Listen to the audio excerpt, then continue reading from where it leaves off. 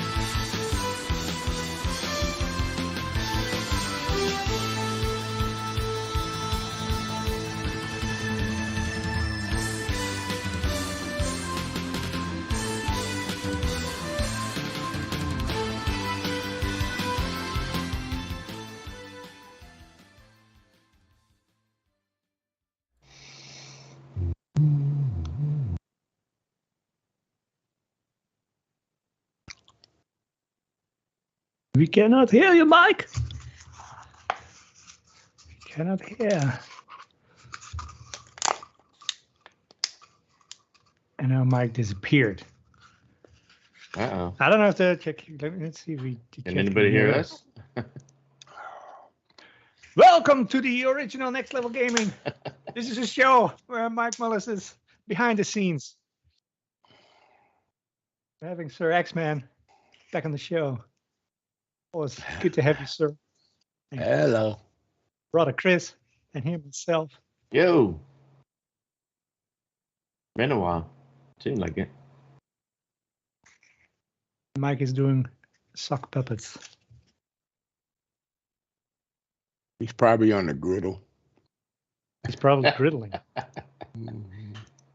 He forgot he was doing this show. He's doing the griddle show. Mm-hmm. Myke Mullis griddle. The griddler. Next level griddle. Next Level Griddle. Next level griddle. I know he's going, what the F, what the F, what the F? At least show must go on. So while we're waiting for Myke, Sir X-Man, what have you been playing this week? Nothing. Be honest, nothing. Nothing. Is that Nah, rated I PG just- or rated R? Nah, I've just been healing. That's all. Cool. I just been bedridden, so I ain't had time to play nothing.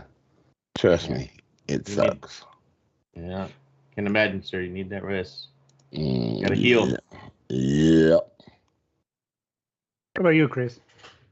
Well, I Did kind you of finish Hogwarts yet? No, but you know how that goes, right? You're playing something, it's good, but then you get a bug for something else. So I started playing Age of Empires 2. Oh, how is it? I enjoyed it, and like you said, I know you said you tried it out, and the controls. Once you start getting used to the controls on the controller, yeah, man, it working real good. Nice. Yeah, no, I have not tried that game. Oh, okay. I It's thought been maybe it was Nate or Crazy. maybe it was somebody said that it worked real well with the. Maybe it was Juan. But Yeah, I'm curious how Anno 1800 plays on console. It came out like last week, 2 weeks ago. yeah. Hey, Yeah, guys. so I- made it forward. I'm- Hey, there Here he I is. am. Good grief. Yeah, he had to change from his Boy Scout uniform now to the Yes. Sega Saturn. Yes. Was we were going to try to talk about game preservation this week. Well, All right. we thought you were preserving your meat on the griddle. Well, there's that too. There's that too. All right, give me just a second, guys. You get Yeah, we were first- talking about what we were playing, and Chris was good. just saying that he played Age of Empires 2. Yeah, I was playing a Ooh. lot of that. Yeah. Did a couple skirmishes just to get back into it. You know, I used to play that years ago when it came out. I don't know Nice. which And, version I played. When did that come out? Was it around 2000? Yeah. And And I that know must I be played the version first that I one played. on PC, and then I played the second one. But then I started playing Command and Conquer. Mm. But this one looks good. I think this is the one that some gamers out there got together. They went to kind of like re-preserve it, update it, and they did a great job. Nice. So And I this think is the Xbox picked them up. Yeah, the remaster. yeah. Nice. So it looks good, plays well on console. Now there were times when it's like, I wish I had a mouse and keyboard, you know, a bit more accurate. Mm. But Right. once you get the hang of it, then you figure it out and it becomes comfortable. Can you play that? Can you play that one on the console with mouse and keyboard? I think so. I bet you I could. thought it does have the support. Yeah, it'll be interesting to know. And also, like, you know, since it's optimized for controller, like Hmm when you put mouse and keyboard in, does it kind of switch back to, you know, same as PC at that point, or not? Maybe you can go and hopefully it does it automatically. Recognizes what you're using. Yeah, I have And not so you been, know how. Well, Right. real quick, you know how it's got the skirmishes. You can play single player, Uh-huh. but you can go through the campaigns, and so like I picked the one from Spain, and it's interesting. Just going through the history. You know, some of your reenactment. Things that's that cool. are recorded. So yeah, did enjoy that. But other than that, I haven't really gamed anything else. Just been busy with the family, and my brother took me to a UFC fight.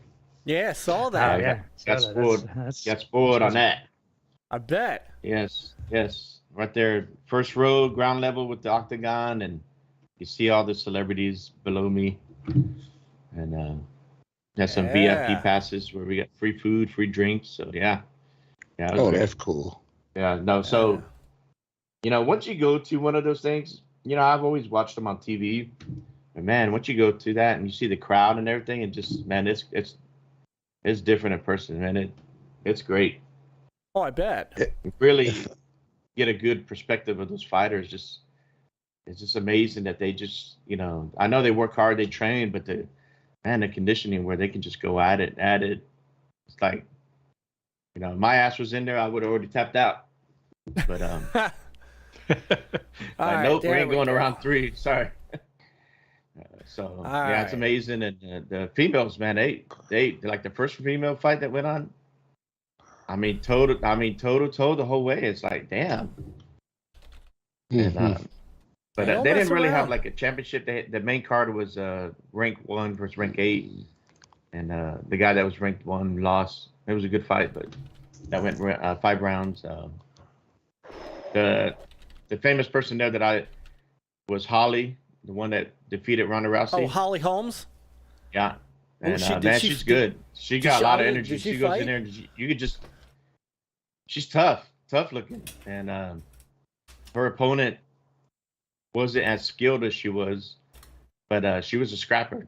So, Yeah, but but she's got overall, that. man, it was great. She's got that head kick. That head kick is what took out Ronda.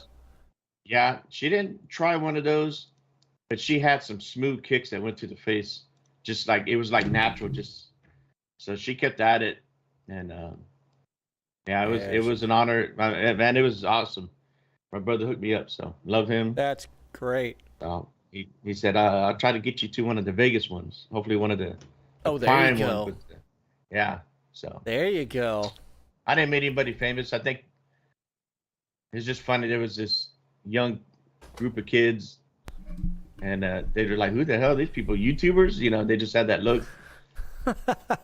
That's old parts. You know, we asked somebody behind us, and, oh, that's Aaron Mahomes. Who? Some singer, some Justin Bieber wannabe singer. I guess, I don't know. He was from San Antonio, so I mean, Dana White was there. Vanna, he showed up.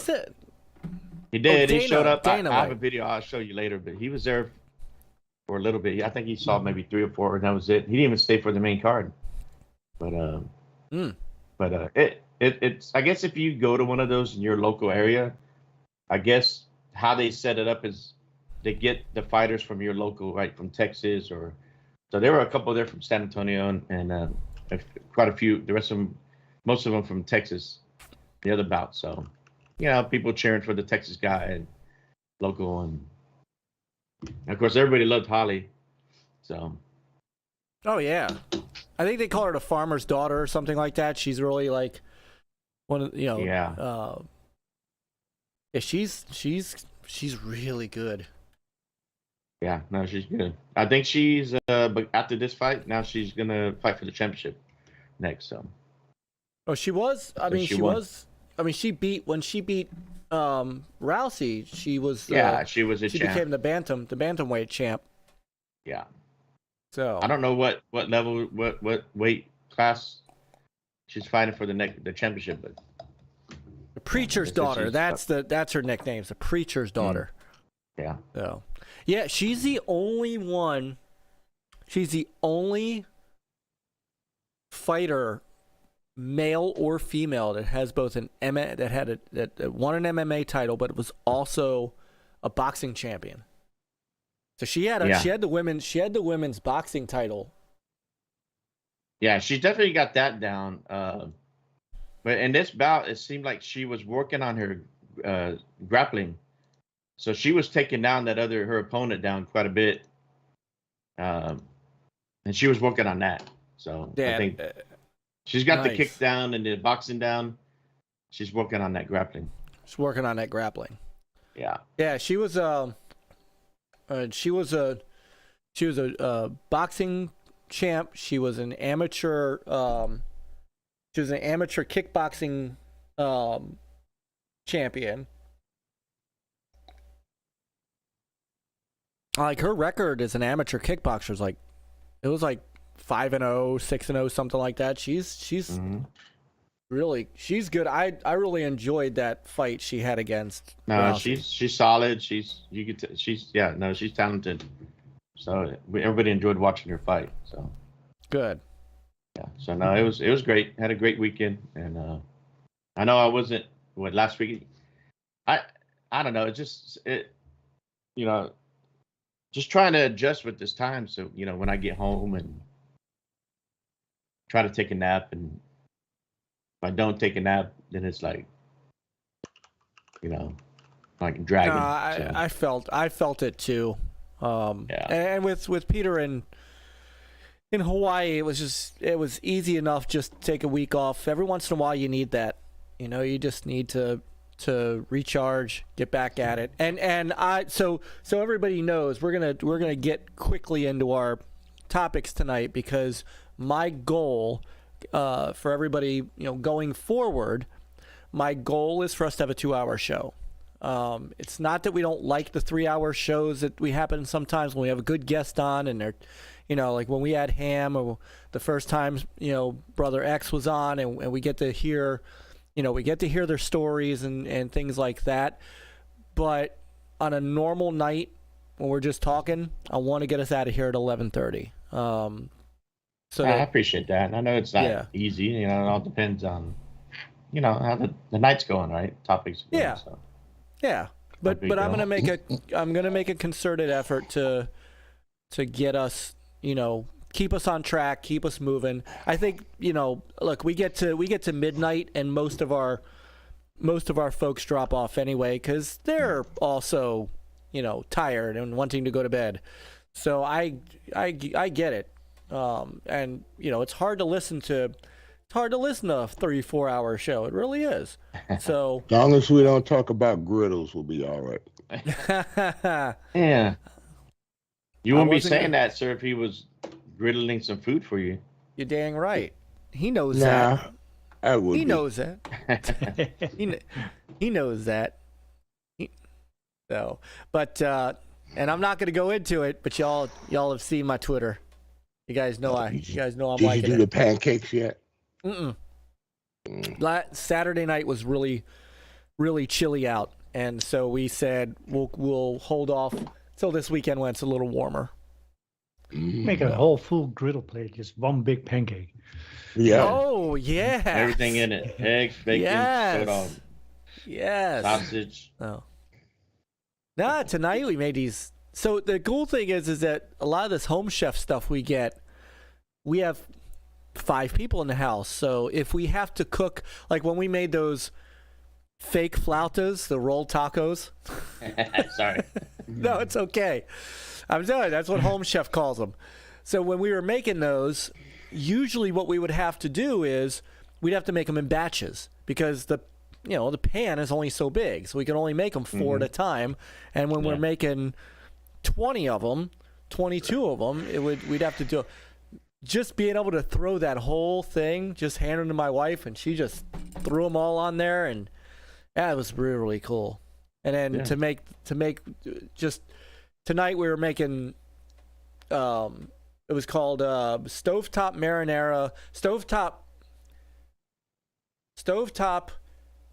meatloaf marinara. So it was like meatloaf parmesan. And again, 5 people. So we would have to have done it in batches. I'm like, you know what?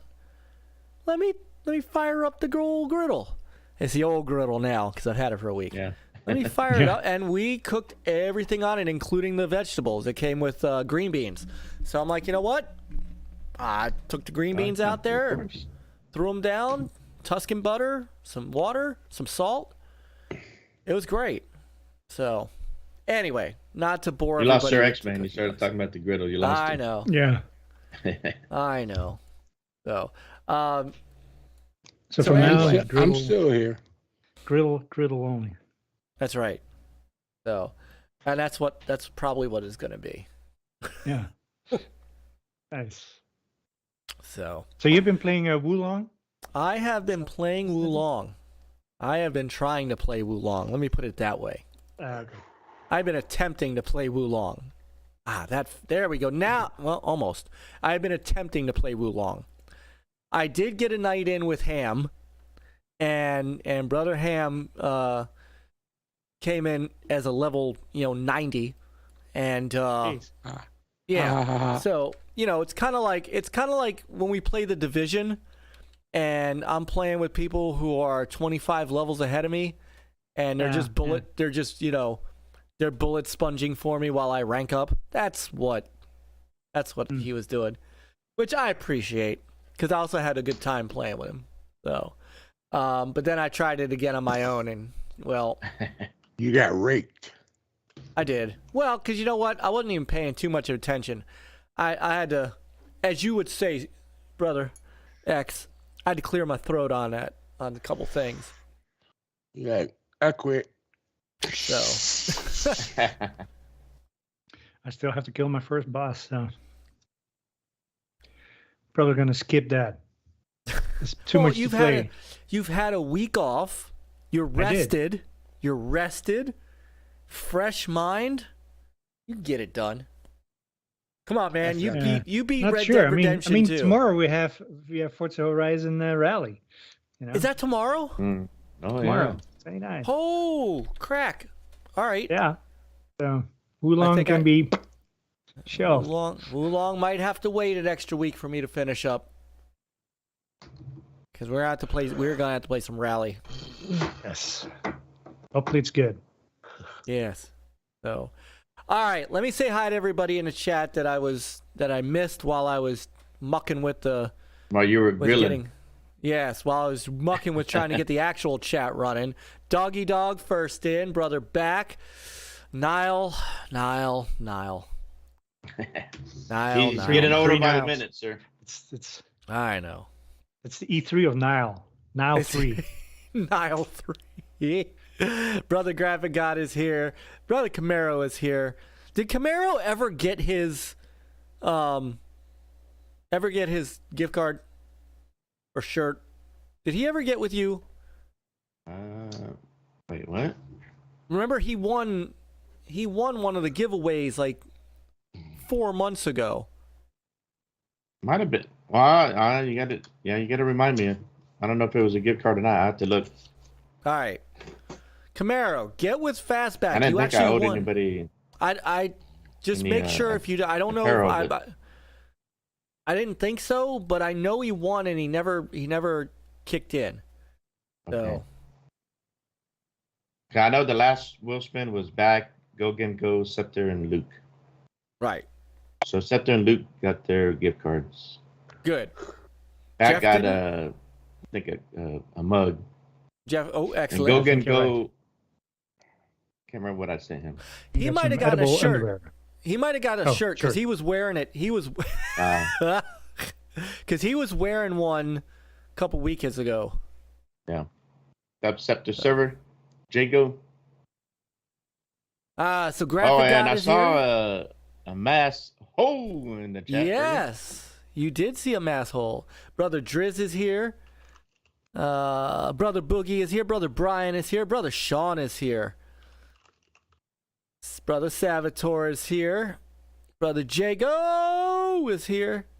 And Brother Scepter is here. Brother Scepter just stepped in.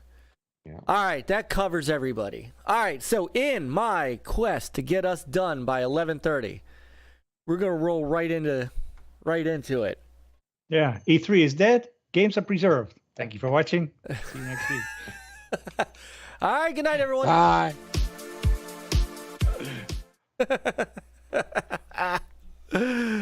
Oh my goodness. Like, get a Chris pie. felt like, yes, one time. Get a restaurant. Good night.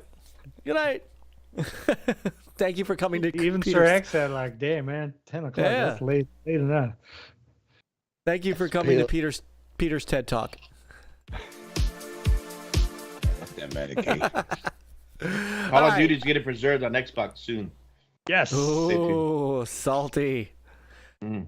Oh, goodness gracious. I said we weren't going to try to talk about that tonight.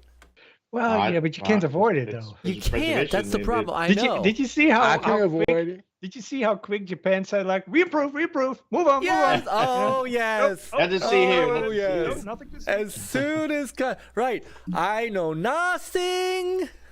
Nothing. That's nothing. As soon as Congress said, "Hey, we want to look into those business practices in our trade agreement with Japan," Japan said, "Well, no." Yeah, approved. Up. They went to Sony and went like this in the back of the head. What are you I think doing? a lot of people. Yeah, I think a lot of people are. Calm down. Did you ever see the movie Gung Ho? It was an old '80s movie with Michael Keaton. I own that movie. I love that movie. Remember at the very beginning where Michael Keaton was walking by that room, and his Japanese counterpart at the time, or it was going to be, was like screaming and bowing and all that stuff. That's Jim Ryan right now. Jim Ryan's in one of those rooms in front of Sony, screaming, "I'm sorry." I know about it. We just didn't want to talk about it much. Jago said Japan basically said, "We love you long time." Oh, we're getting canceled. The guy said at the end, "What, are you blind?" Yeah, right. You're fired. You're fired. Jim Ryan, he's been babysitting a lot of 43-year-old gamers, 48-year-old gamers, whatever you want to. Gamers have been gaming for 43 years, so you got to take care of those people. You gotta. I don't even play games. So anyway, yeah. So that's Anyway, That was basically it, right? That happened. that really was basically it. Yeah. So Next, game preservation. yes. Oh, and hey, shout out to Multiverses, by the way, for taking everybody's money and then letting them know they have an open beta. It's only an open beta, and they're gonna close it down June 25th for 6 to 8 to 9 months. Yeah. Why not just Holy keep it crap. going? I know, that don't make sense. Developing and stuff, you know. Why wasn't that made no disclosed sense. whenever they were asking for, that moolah? That was great. I've never seen a beta have Founders Editions and DLC. So. Will they keep access once the official release comes out? Well, it's like, yeah, sorry, it's no longer compatible. You gotta start all over. Yeah, they didn't even say anything about that. So. All right, so brother Lagneezy said he'll call me over the weekend and he'll hook up with us Nice. in a couple weeks. He's out of town at the moment. That's cool. Well, I saw a photo of him at the GDC with Phil. Yeah. Oh. That's what I saw, and I said, like, hey, wait a minute. I know that guy. Uh-huh. Is that Rick? Lady Infamous too hung out with Phil. Microsoft. We need to catch up on the NLG show. Yes. So Microsoft acquiring Fextra Life. now Phil was all jealous probably because I only talked to Rick. You know how he is. That's how it is. Yes. Yeah. Wait, why doesn't Peter talk to me? But he can reach out. You know where to find us, right? So he does. our PR will get back to him then. Yeah. Make sure he's vetted. Have his people call our people. Exactly. We'll set up a lunch. Oh, there's Nate. Speaking of the people. Enter the scene. Pete's our people. Hey, Nate, get with Rick and Phil and see about getting them on. Well, you know who we really need for that? Brother Magg. Magg need is Magg, still right. here. We need Matt. He could probably work that out. Who Phil personally reaches out to and says happy birthday to. He did. Yeah. So. He did. So, Hey, Mike. Yes. I'm not feeling too good. Them pills still kicking in. And I want to stay so bad, man. But you are going to fall asleep. Huh? You're going to fall asleep. That too, and my pills are hurting. I mean, my foot is still hurting, and the pills kicking in, making me drowsy and stuff. And I don't want to do that to your show, man. Nah, it's all good, brother. It's all good. You could I'm roll. sorry, everyone. No, it's all good. Yeah, no, you gotta heal and get some rest. You gotta get better. Yeah. Yeah. And you know what? Again, if we could be a little distraction for you, I'll be listening while I'm laying down. But I'd like to apologize to everybody for not making it. I'm going through some medical stuff, so I'm sorry, everyone in the chat. No but enjoy the show necessary. and stay. And hit that like and share, everyone. Appreciate you, all sir. right, Brother X. We love you, man. All we'll right, see man. I'm sorry about this. Man, get some rest and some healing. Go get some rest. Yeah, all that's good, more brother. important, sir. Yep. I guess. So, all right, guys. All right, brother. No problem. Don't sweat it. Don't sweat it at all. So we have an open spot. Anybody wants to come talk game preservation? You know who might be a great one if he's got a little time? I see him in the chat, Brother Rich, Bacon Ice Cream Productions. You want to talk about somebody who does some great retro content, Master System, and by the way, Atari VCS, which kind of gets into a little bit of our game preservation piece.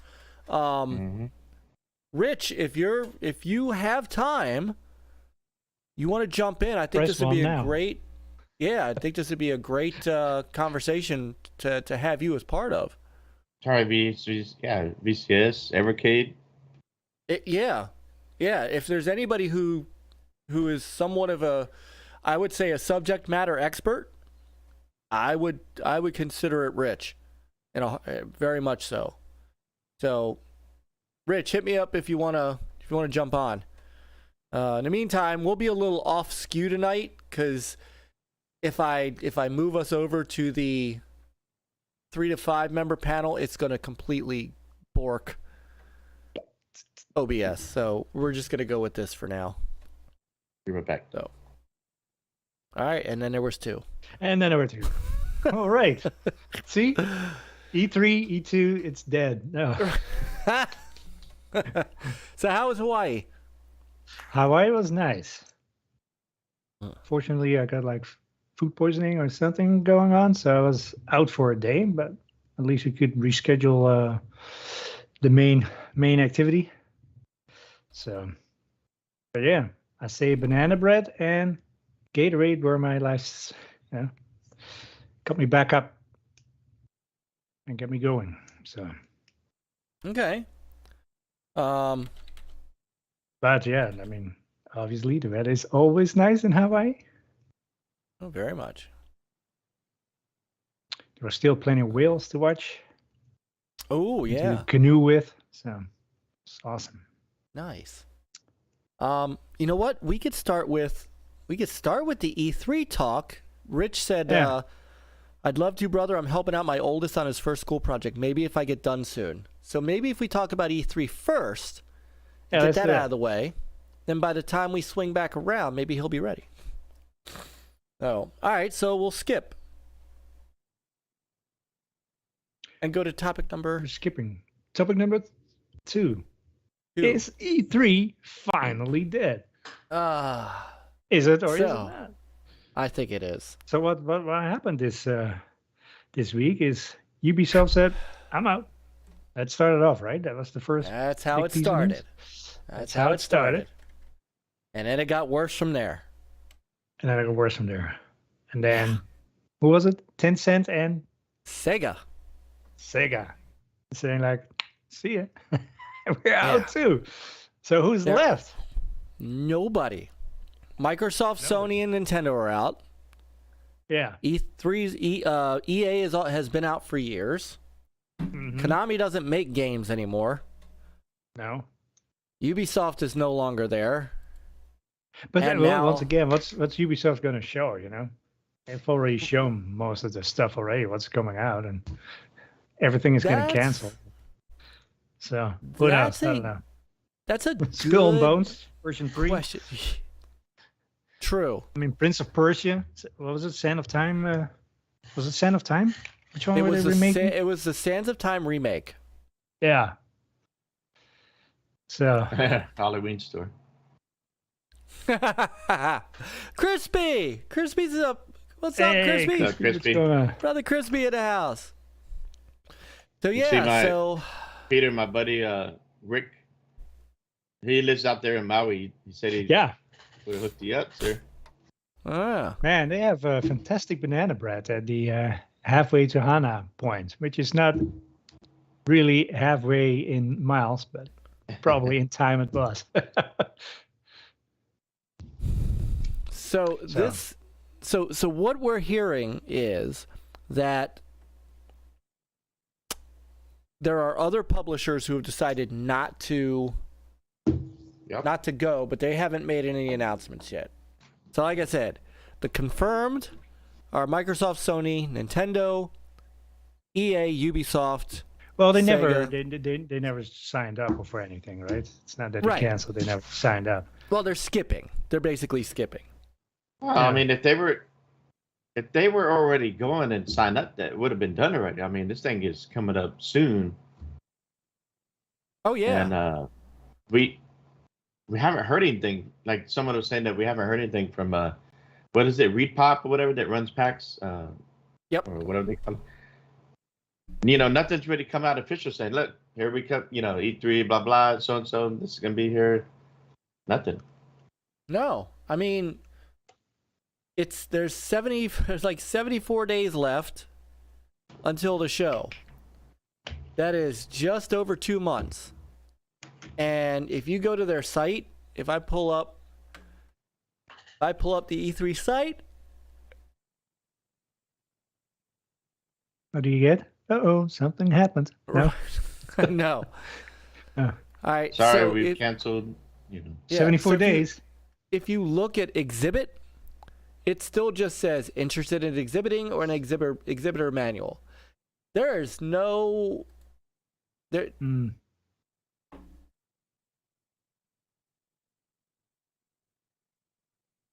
Here's the show map. Notice it filled out with anything. Yeah.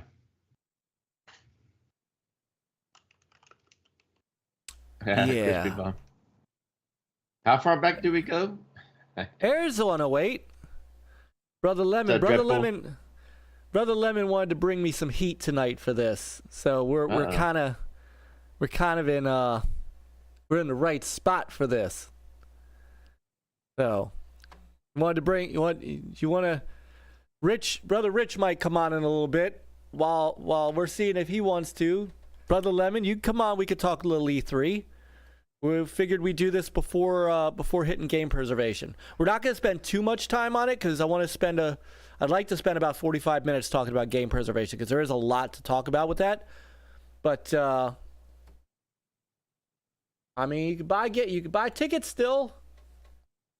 Oh no, you can't. Coming soon. Coming soon. In-person demos. Oh hey. I mean, they can't sell something if they don't have anything to sell. He said, "Let me put some clothes on." Nah, you're right, Crispy Bomb. I miss that. I do miss that, man. I used to watch that a lot when I was at work. Yeah. I do miss that. And I was a guest on there once or twice. Where is he? He's been gone for years now. Oops. He's been gone for. Wasn't that Gov? Do I have that right? No, that was Mel, right? Xbot Mel, Crispy Bomb was there, Supersonic. Yeah. Okay, it was Mel. Yeah. What was the one that she did with Gov a long time ago? That was I forgot the name of it. All right, hang on. We're gonna call 108. We're gonna call the right hand of Zeus. Second, let me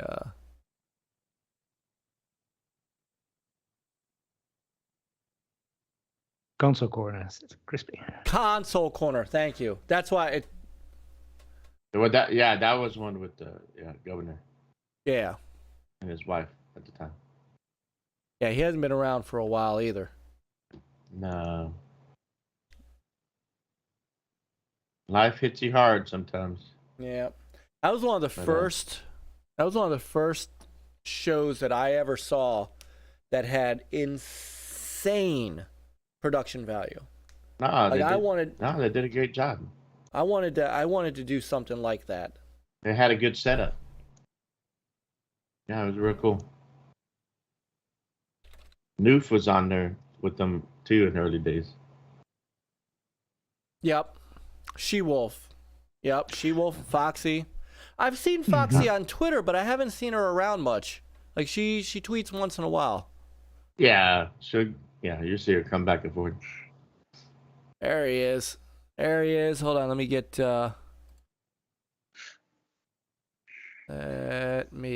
him rolled in. What's up, fellas? What's going on, brother Lemon? Man. Hang on. Boom, there he is. Of course.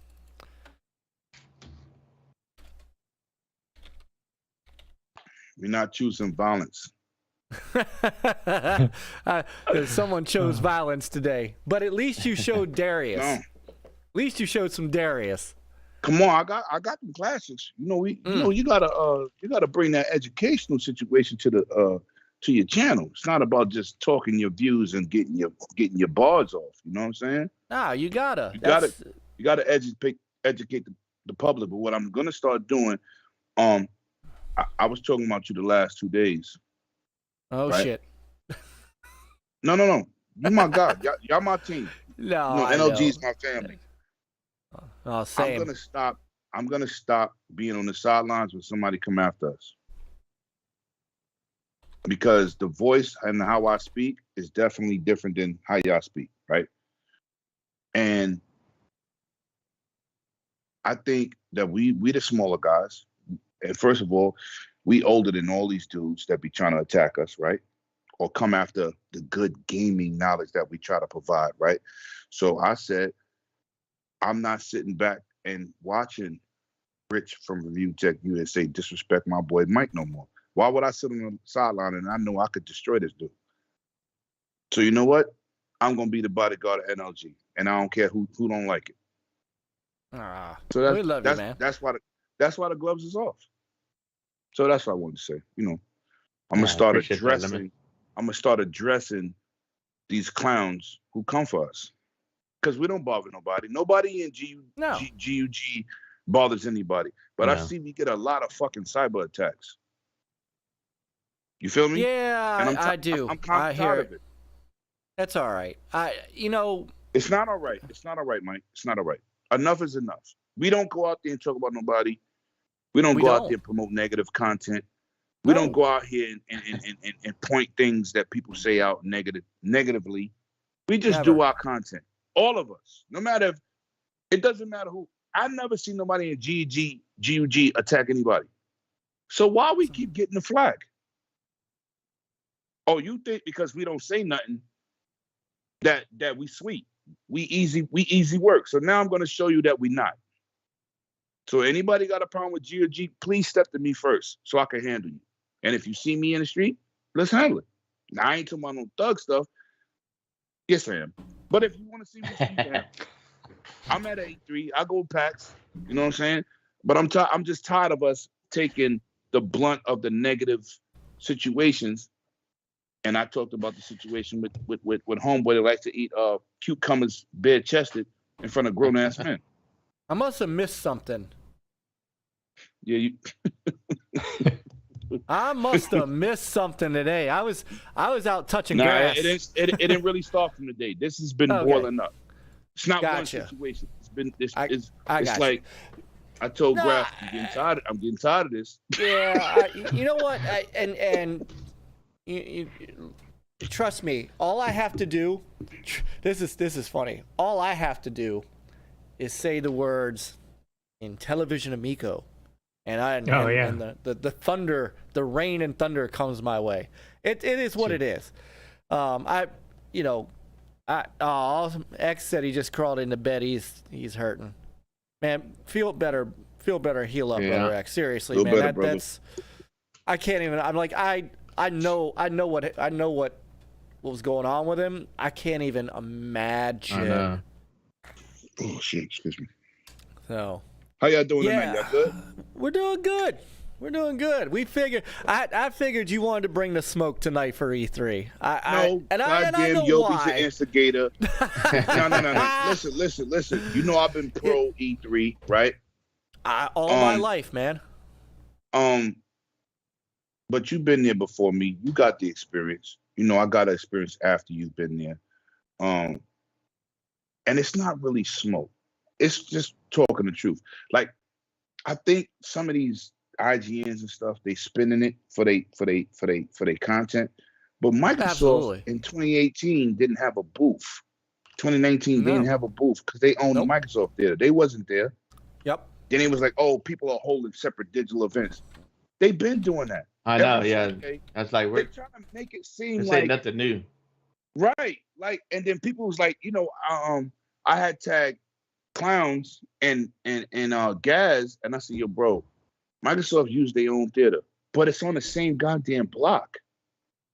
It's during E3. They don't be in the convention center, the Staples Center, or they changed the name, but whatever it's in the middle of both of the building, and like it's kind of like the LA Convention need something to say, right? People said, well, Ubisoft backed out. Ubisoft got financial problems. They just canceled like 15 games. But they haven't really had a show there in a while either. No, they had it. They had a big floor. They had a big floor next to Bethesda, right? I got pictures. I posted. Back in the day, No. 2018, 2019, the last two. Well, I mean, that's what I mean, yeah. Right, but right. It's, so, it's in. But if you cancel all these games, you got financial troubles, you got manager problems. What the hell are you going to show? So CLoWnZ tried to tell me on Retro tonight, when Nintendo, I said, first of all, let me say this. I left PAX last year, PAX East. I should have went to PAX West, which is always lit. When I go to PAX, I've been to E3 twice. I interview people, right? But this is the problem. When I go to E3, it's about booth babes and PR people. These are not the people that make the games. These are people that look at the flyer. Oh, this game does this, does that. I could fucking read that too. What do I need to talk to you for? I can't ask you, what was your passion behind the goal with this game? What was your vision when you put this whole concept together? How was the developmental process to get your vision from paper to screen?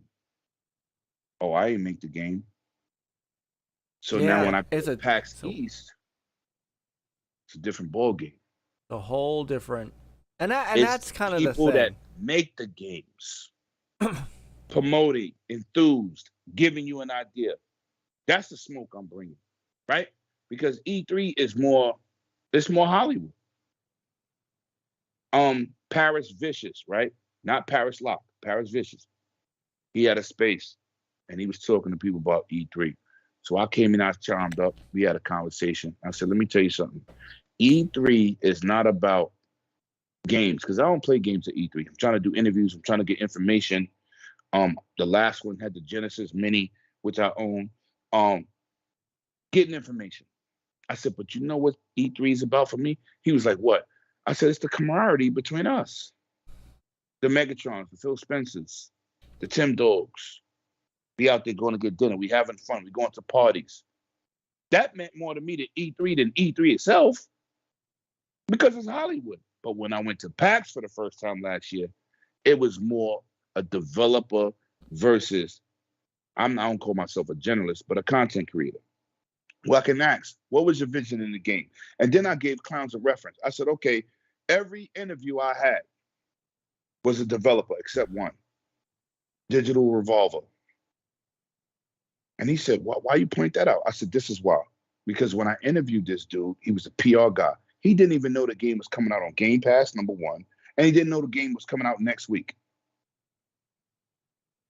Go look at the interview. He didn't get the memo. Yo, right. I was like, oh, okay. In the middle of the interview. Yeah. How you don't know it's coming on Game Pass? You the PR guy. Yeah. Yep. Did you miss that email? Well, even back then, though, Lemon, the PR guys that worked for these companies, because I spent a lot of time. That was the bulk of my time on the E3 floor. I never got to play anything. I never got to sit and play. I was in meetings all day. You see, Myke, this is what I told somebody.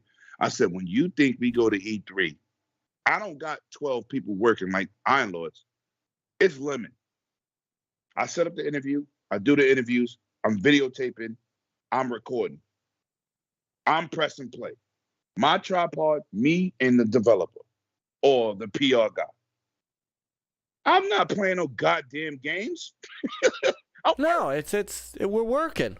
And well, isn't it also if you want to play games that you know, if you could play games, you'd be standing in a line for it. But look, there was that too. Right? You're absolutely right about that. They got a cameraman, they got an interviewer, and they got somebody playing the game. I respect my brothers. I got me. PAX, Cognito to your limb. Oh my God, you don't be playing. He said, I seen you work in the crowd. He said, you had the crowd laughing. First of all, they thought me and Cognito was brothers. They was like, your brother just left here, the big light-skinned guy. Right? He said, yeah, everybody laughing. This guy's crazy. His energy is crazy. And see, this was the cool stuff. This was the cool stuff that we used to be able to do. Like, you see this video I got playing? Yes. This was LucasArts. This was a demo. This game never came out. It actually turned into Indiana Jones and the Emperor's Tomb. But this was the first time that Lucas was showing off behind closed doors their physics engine. I forgot what it was called, SciX or something like that. Right. And this is the stuff this is the stuff that we used to get. Like, we used to get these really cool behind the scenes, these are the things that are coming. This is what, and we would talk to developers. Man, I have talked to and interviewed Tomonobu Itagaki. I have interviewed Todd Hollinshead and Mark, Mark And Whitten ain't that more those important? guys. That's more important, right? Getting that person's vision Yep. than anything else. And Exactly. that's what I told clowns about PAX. Yeah, I PAX mean, is more personal. I went right. to This is 6 what of I them tried at to tell PAX him. South. Yes. And you're right. You could talk directly with the people who made the games. Yes. And I don't want to hear the PR guy. Yeah, and we had a couple guys. We had a couple guys that make games, and they came on the show more. But the last PAX out I went to, they did have a couple PR people that, like you said, really didn't know much. You know, they were just paid there to be there at that time, and I guess monitor everything, and they were whatever they were given to say. Other than that, yeah, I saw that a couple times. It's like you go to Best Buy, right? I'm a tech guy. I don't go to Best Buy to shop. I go to GNR because those are tech dudes. I go to B&H. B&H don't hire somebody in the camera department who don't know cameras. When you go to Best Buy, the motherfuckers just need a job. Yeah. Right. I go and say, hey, what's this OLED TV can offer me in the long run? And blah, blah, blah, blah, blah. They pick up the goddamn paper and they read it to me. I could do that. Right. Yeah. That's E3. That's E3. But when I go to PAX, after my experience, the co-founder of the company that did the Ninja Turtles, I spoke directly to this dude and got it on film one-on-one. Mm-hmm. You don't get that at E3. Not anymore. Not anymore. Right. When it was media only, yes. Yep. But I went in 18 and 19, the last 2 years. First of all, I had a blast. Don't get it twisted like I'm crapping on them. What I'm saying is, it's not the same. And when I went to PAX, I said, oh my God. PAX had a mini fan fest. You know, I just had surgery, so I couldn't go. King calling me, yo, you should be here. Yo, it's my brother. Right? And I said, yo, man, I'm tight. So I called CLoWnZ today. I said, listen, if E3 don't pan out this year, I won't go back, but I will be going to PAX East and West because West is lit. West got all the big dogs. Everybody. So I will substitute. So that's the smoke I wanted to bring because I'm not advocating for E3. I just said what the last 2 E3s was. It was very underrated. And people was like, oh, Sony not there and this is not there. Nah, it was crowded and it was crazy. It was awesome. But as a content creator, PAX is a more personal situation. Right. It's like when you went to the Miko event, right? You was with the people that's making the console, promoting these games. You don't get better than that. You think somebody, a PR dude, could outperform Ed Boon in the next Mortal Kombat? Nope. Are you serious? Right. No. I don't want to talk to the PR guy. I want to talk to Ed Boon. And I was talking to the guy who was building this game. Right. He's pointing out all the stuff about this that the PR guy, again, back then the PR guys also knew because they worked for the company. So they knew what they were doing. They don't have that now. They don't have that now. They hire these third-party people from agencies. Right. You may as well have had the booth babes explain the games to you. You see, that's what I told. I said they the would have done a better job. More important than the PR guy. He said, "Lemon, you crazy?" I said, "Yeah, Ubisoft, all booth babes." I'm surprised. That don't impress me. I thought that went away. Bigger than their chest. You're not impressing me. Gotta come better than that. Before I forget, there was a super chat from Sir X Man, $2. He said, "Hit that like and share, everyone. Let's go." I did. Yes. Love you, brother Lemon. Sir X Man. Love you, brother X. He is. He's such a good guy. I do not like your old ass. Sir X Man, my guy. No, but no, that's what I wanted to come and say. I didn't, Mike. I know how your stance is on E3. I wasn't defending them, but maybe having smaller developers in the building, like when I did the interview with the Genesis Mini. They gave me so much time.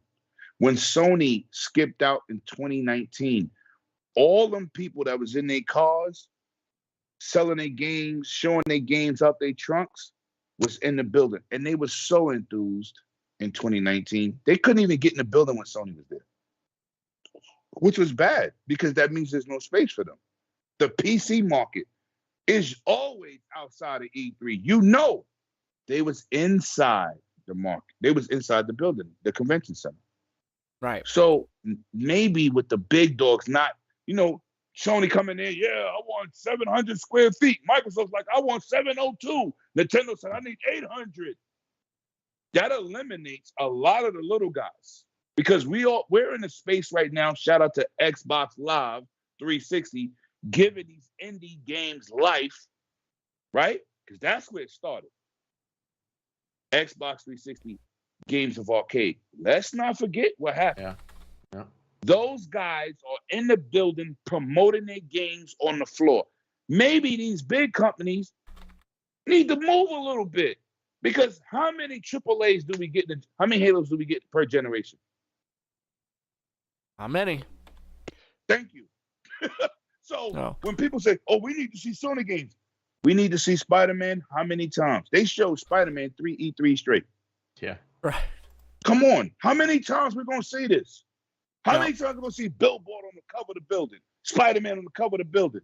Listen, you got to give the gamers what people going to see on a general basis. You think Game Pass is just full of first-party titles? Hell no. That's not what carried Game Pass. First party, second party, AA, AAA, single A. It is what it is. But we cannot act like, oh, exclusives run the market, because they don't. How many times do we get a Grand Theft Auto in a generation? Yeah.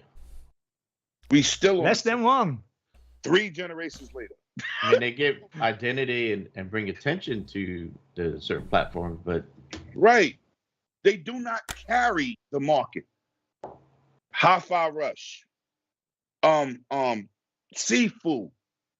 If you like Stray, you know, smaller games. It's not the big games. We don't get that many. How many? Like I said, we don't get multiple. How many Gears of War in a generation do we get? We only got 2 once. Yep. So come on. So I'm not mad if Nintendo says, you know what, we ain't gonna be there, because they really not there anyway. They got their games on the floor. Not one exec, not one dev. Right, and they got games on the floor. Well, the other thing too, and this is where, and I've said this many times, and I take no joy with this because I've spent so much time at E3. It was a labor of love to be there. I mean, I spent time away from my family, but I got to do great stuff like this. Like, you guys see this Halo 2 demo. This was behind closed doors. This was with Frankie O'Connor, who was giving us a multiplayer demo and then letting us have it. That mattered a lot to you, didn't it? It mattered a ton because we were treated. They treated my little Next Level Gaming website the same way they treated IGN and GameSpot. Mm-hmm. And because of that, we got the same numbers because we were treated the same. You know, I always talk about Peter Moore as one of those guys that's my favorite in the industry because I love Peter Moore too. Talk to me in the Microsoft booth on his way to his meeting, say hi, ask me how my kids are, talk for a few minutes, treated me like he treated everybody else. And that was the cool thing about down to earth. You know, yeah, and Sony did the same thing too, man. I got to see was it Warframe with the I got to meet Jack Tretton. He was awesome. He was. I miss that man. They need to hire him back. Get rid of these new people. Or bring Sean Layden back. Sean Layden at least loved gaming. Sean Layden was awesome too. Facts. But Jack Tretton was like Phil. He's a gamer. That's a CEO. And he's not he a could CEO speak. that play games. He's a gamer who is a CEO. No. Difference. Right. Phil play games. Right. Every night. But that after 2013, that's when Jack Tretton retired, right? Yeah, he retired. Yep. He said, my job here is done. Then they need to cut him a check because he did his job. Didn't even have a gamer tag. Yeah, he did. He very much did his job. He's a number guy. No, he's awesome. Awesome. Jim Ryan. Yeah, well, I'm not going to. We're going to spend once this deal is done. Trust me, we're going to spend an entire day on it. Oh, I know, but once it's official, trust me, we'll spend. I'm about to go buy me some steel toe boots to kick some ponies in the teeth. They're gonna be talking like my grandmother did when she took out her dentures.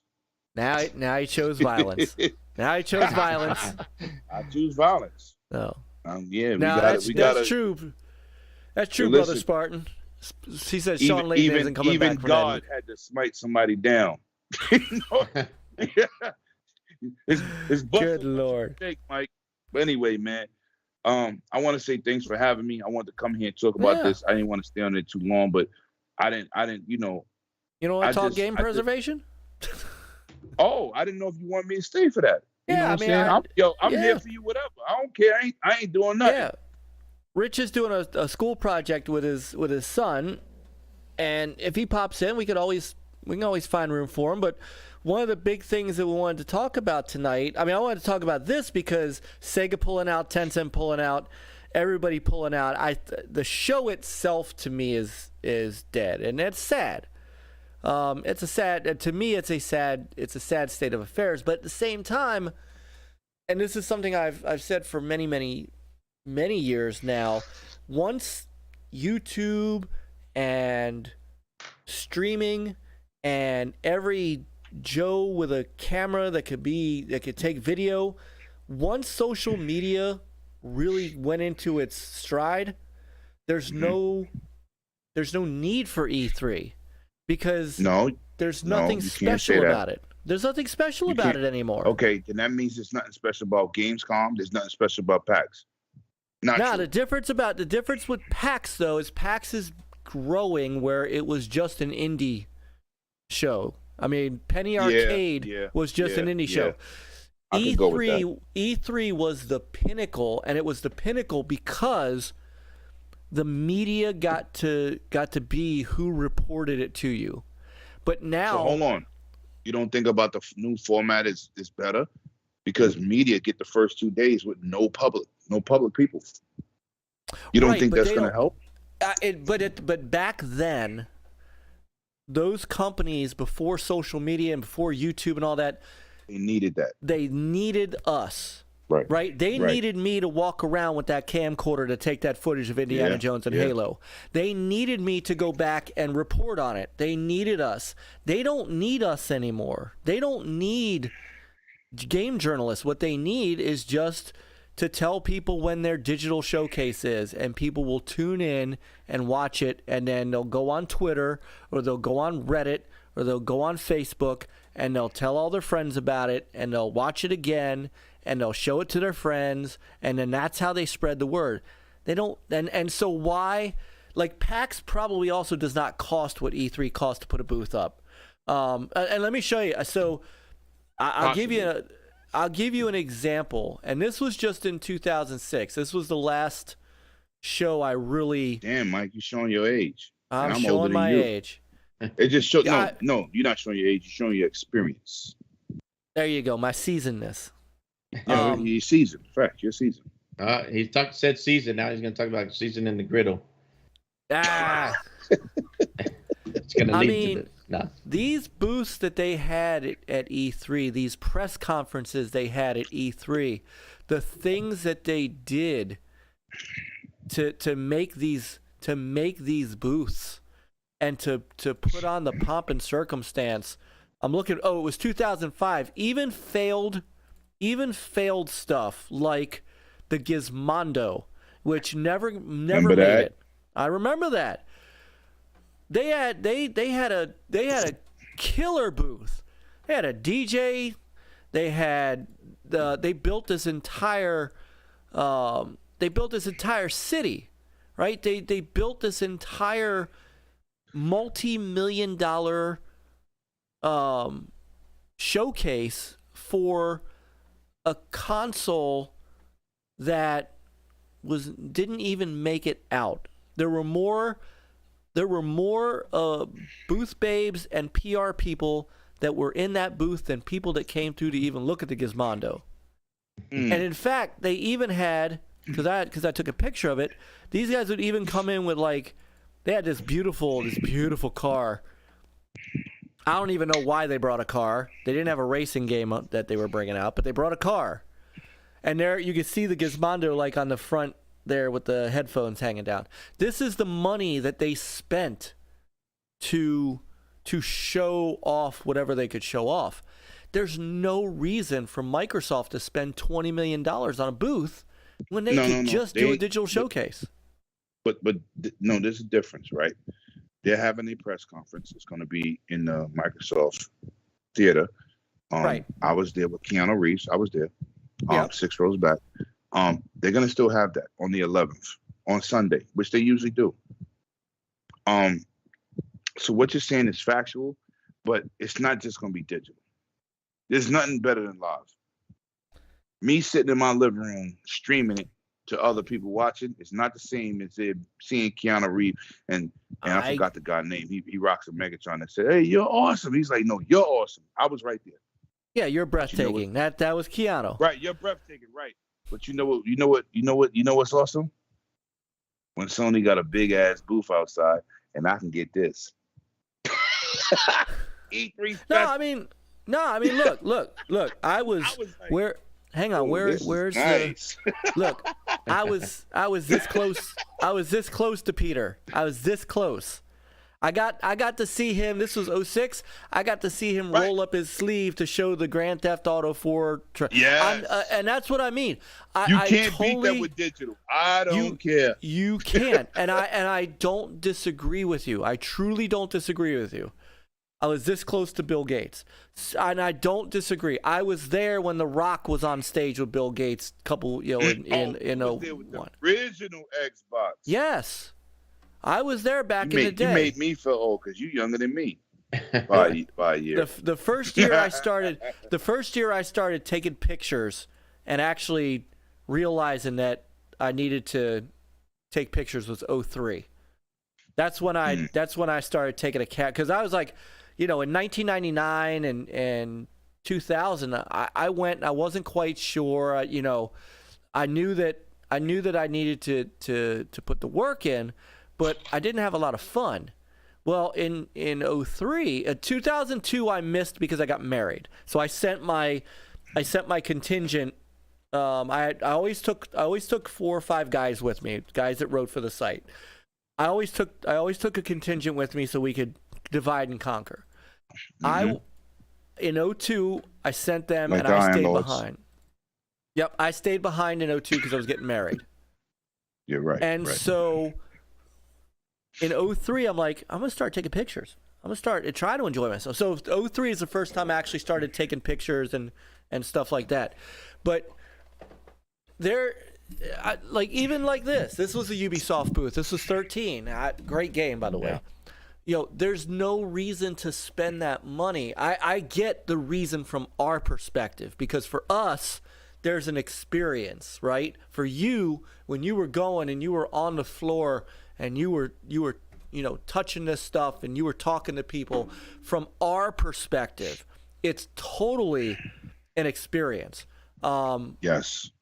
But for them, is that experience, as a company and financially, right? Is that experience worth $20 million? It depends on how they grab. But is that the number though? Yeah, that's about the number. There's a booth, because a small booth that costs about $5. Microsoft don't spend that kind of money. They got their own theater now. Now they do. Correct. You didn't have that.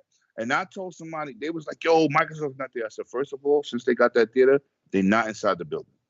Do not let IGN fool you. I said, they always do a press conference Sunday. I said, EA is in West Hollywood. They are not there. I said, the only real difference is Bethesda is purchased by Microsoft. They're going to be in a Microsoft theater, right? They go rent out UCLA's theater.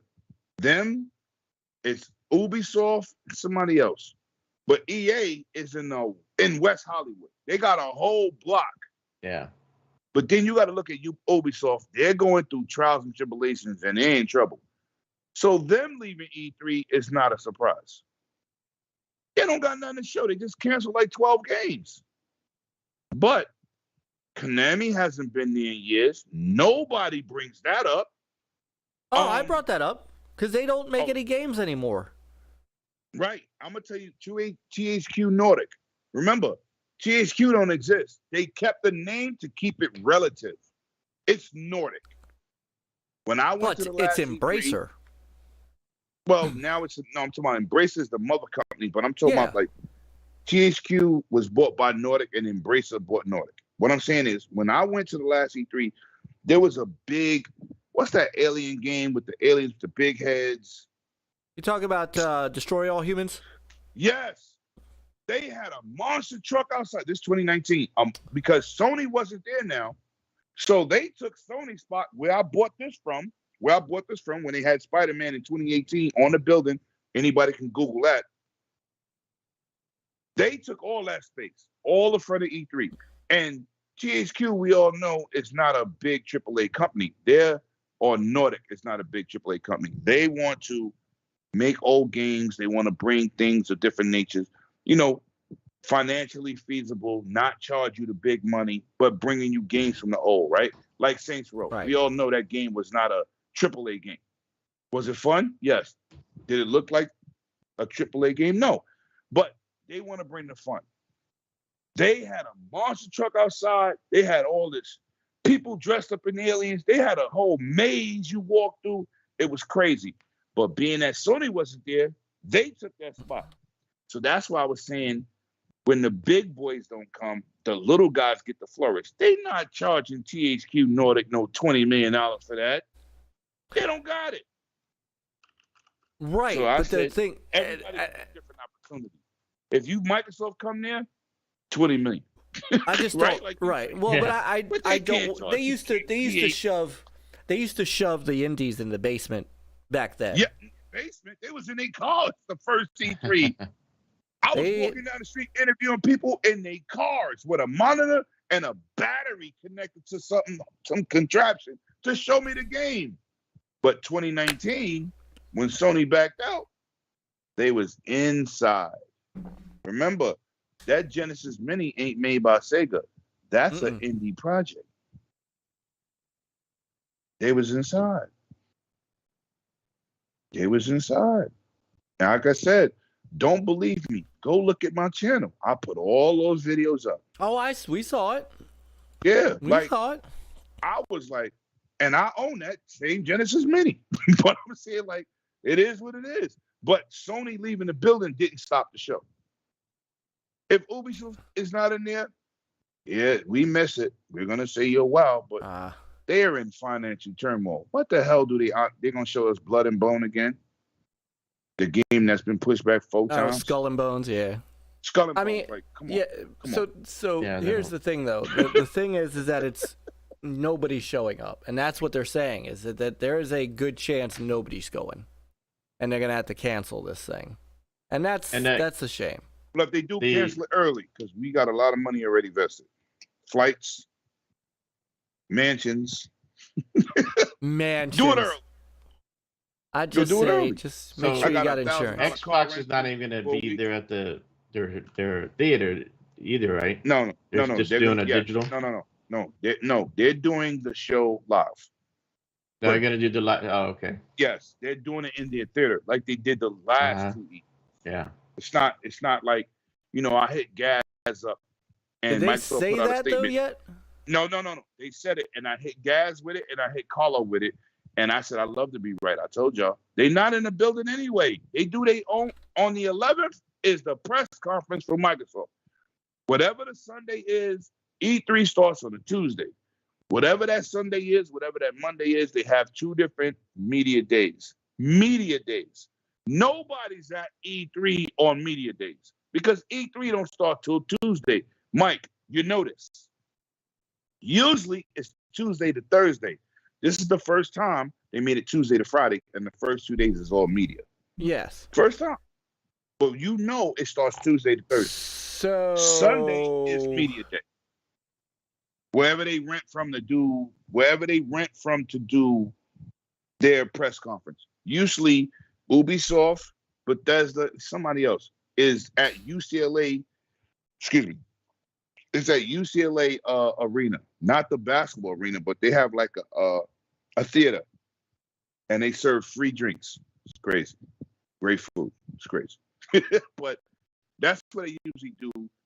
Bethesda, but Bethesda's owned by Microsoft now, and now they on the stage in the Microsoft building. They kind of like sharing it. You understand? So that eliminates that part. But where's EA gonna be?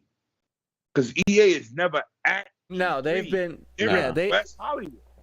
Yeah, they've had their EA Play, and then they haven't even had EA Play. Right. They haven't had EA Play. So how do we really gauge what the hell's going on? How? Because at PAX, EA ain't there. You know what I'm saying? Right, but PAX is a different gauge. PAX is a different show than E3, right? And that's no facts. But the same people that took over E3 is the same people that took over PAX. Yes, ReedPop. They're doing the same thing. ReedPop, right? So I'm saying, listen, if E3 don't pop this year, I'm just not going back. I'm gonna go to PAX West. That's gonna be my E3 because PAX West is lit all the time. Everybody shows it. Yep. Sony, Nintendo, Microsoft, and everybody's small. So we have to give it a chance. And we nobody could get out here and say what is happening. Because remember, everybody's reporting is speculation. Ain't none of it fact. Well, the only besides Ubisoft. Well, no, Sega made a statement. Tencent made a statement. Well, Sega ain't had a big E3 in 10 years. No, but maybe they've got it. It's a whole different thing. So right. Microsoft, Sony, and Nintendo, Ubisoft, Sega, Tencent all made announcements. So those are factual. Substantial. Right, yeah. Right. So we'll see. So you think I should cancel my trip, Myke? I would just keep an eye. Oh, we all do that. I'd be ready to cancel if you get into, let me put it this way.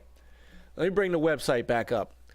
If it is May and the website still doesn't show anything but this, they haven't even announced who got goddamn media passes yet. No, you try to buy tickets. You can't. It says coming soon. Right. Get your pass, coming soon. So, yeah, you just gotta play it by ear, man. We don't know what's going on, you know. Yeah, I'd be very. It could be careful. a bad situation. It could be an awesome situation. But I like to stay positive. I don't want to go in here and crap on them. They took the. Go ahead. I'm sorry. It brings me no joy. Trust me, man. As somebody who has been there.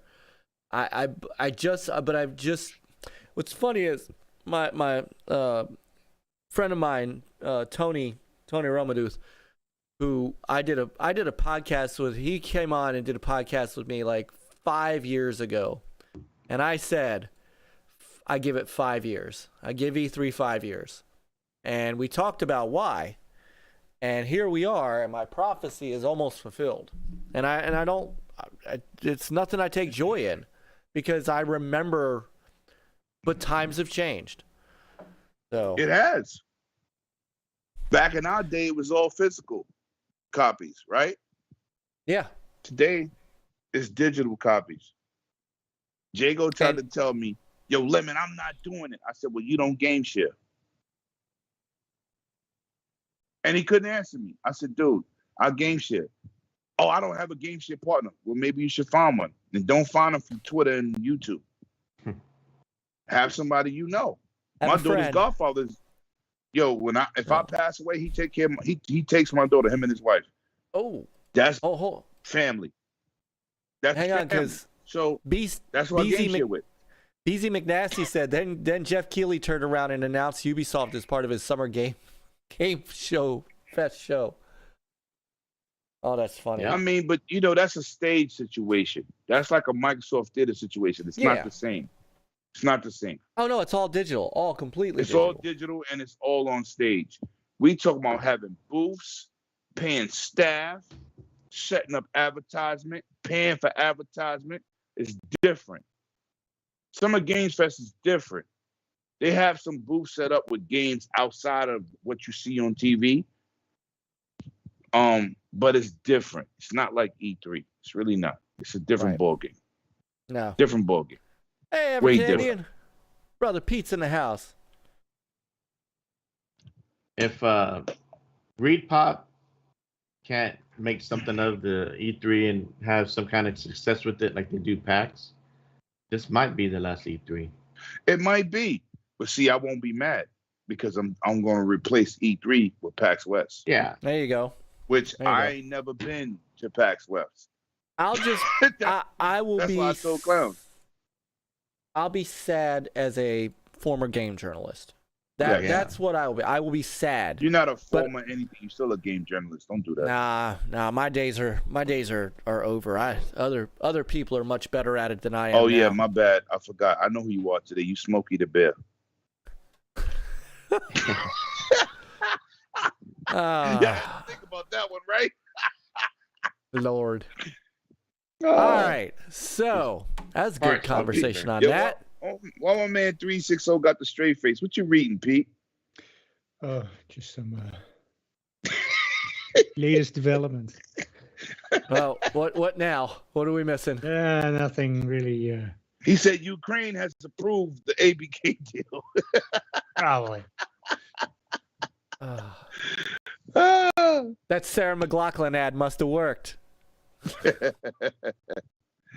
All right, so let's talk about some game preservation. Yeah, Peter. We're gonna go back in All topic time. Topic number 1. We're going back in time. Let's talk game preservation. You gotta say it like Game Pass. Oh. Say it like that. Game preservation. All right, so I was thinking about this because a couple of things had come up that caught my attention. One of our favorite companies, EA, had put out and I'm getting ready to pulled out a statement that they were sunsetting a couple of very popular games. And where is it?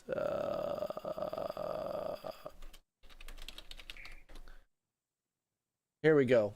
Battlefield Bad Company 1 and 2 and Battlefield 1943 are getting removed from sale ahead of their online features being turned off in December. And oh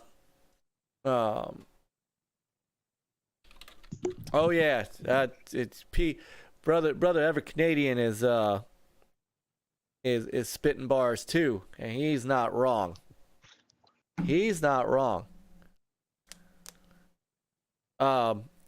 Anyhow, they're delisting these games, and the online features are going away. And that got me to thinking there's 3 more games now that, unless you have physical copies of them and you are strictly going to play them single player and nothing else, you can't get them anymore. Which is going to drive the physical versions of these games up in price, because they're going to start becoming a bit more rare to own. And so it got me to thinking, hope that they can be played without needing a patch that's sooner or later no longer available. Right. So this got me to thinking about game preservation overall. And I was thinking about it in a couple of ways. People, I don't know if you guys have seen this. I have certainly seen this as somebody who has kind of been in the retro community a little bit, with some of my associations with guys like DJC Game Studios, the Geekstorian, Nick, with brother EverCanadian, brother Rich. As we brought a lot of those guys not only into the Gamers United Guild, but as I got to know them as a result of us covering the Amico for a bit, I've learned that the retro scene is growing, and there are a lot more people that are trying to get older games and experience those older games. And there's many ways to do it. Which are the best ways to do it? Can we get it affordable again?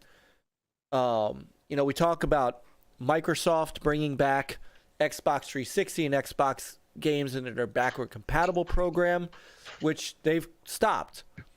And there's games that you still can't get now backward compatible, like games with licensed music tracks, Forza Motorsport, Forza Horizon, that you can't get digitally anymore. So unless you can find a physical copy of it, and so that then leads into older systems and whether or not, look, collecting for like the Sega Saturn is impossible because it's so expensive. So now people are doing reproductions. People do ROMs and they emulate rather than collect on shelves. So I kind of wanted to talk about what the state of game preservation is today and how we can make it better and can it get better and what do companies need to do in order to make it better. So, Lemon, you play a ton of retro as well, right? You're like the rest, like all four of us, you grew up on those systems like we did. I can tell you that I would love for people to experience the Sega Saturn, right? And I know, like, Graphic God used to tell me, man, I got into the Saturn too late. I can't, it's too late to get into one. I really can't. And I'd love to be able to tell him, nah, man, you can, Saturns are cheap. You can get games. You can play whatever games you want. Right. I've got 5 games over there just on my shelf that are north of $500 a piece. Mm-hmm. I've got my most expensive game right now. Let me go to my Game Eye app. I haven't pulled this up in a while because I haven't done a video game opening. My most expensive game, just right now, is a 32X game that isn't even a good game. Like, it's a horrible game. It's Spider-Man Web of Fire. But because it's so rare, the price goes up. $1,500. Oh, sugar honey iced tea. Wow. Right? There's a game that came out on the Saturn that was just fantastic called Power Slave. It was made by the same folks who did Duke Nukem on the Saturn, and Duke Nukem was a phenomenal classic. Port. Yes. And this game was a great port. And if I knew then what I know now, then 5 years ago when I saw it for $200, I should have bought it then because it's worth $400 now. And I'm like, why even bother? Dreadpool, my brother Dread, he's down in an area where they have retro shows, so he calls me. He calls me all the time. Myke, I'm sitting here in front of the Saturn. Say, let me know if you want something. Let me know what you want. Right. Yep. And he hooked me up with some import titles. And one of the import titles he hooked me up with was Winter Heat. It was the winter version of their Decathlete game. The import version was $25. The US version was $170. Now, if you're trying to get into gaming, how does that help? How does that? No, it doesn't.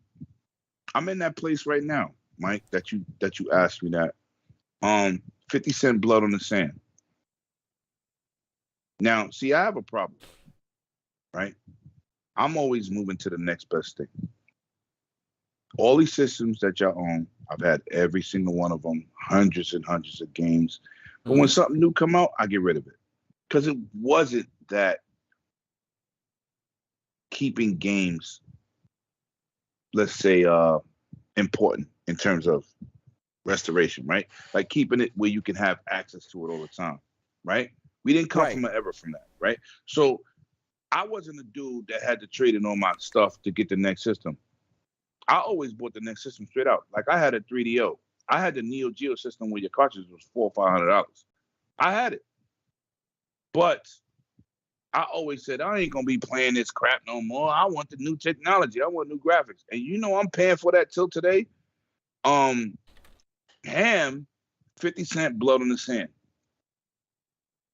That game is over $300 right now. Original copy American.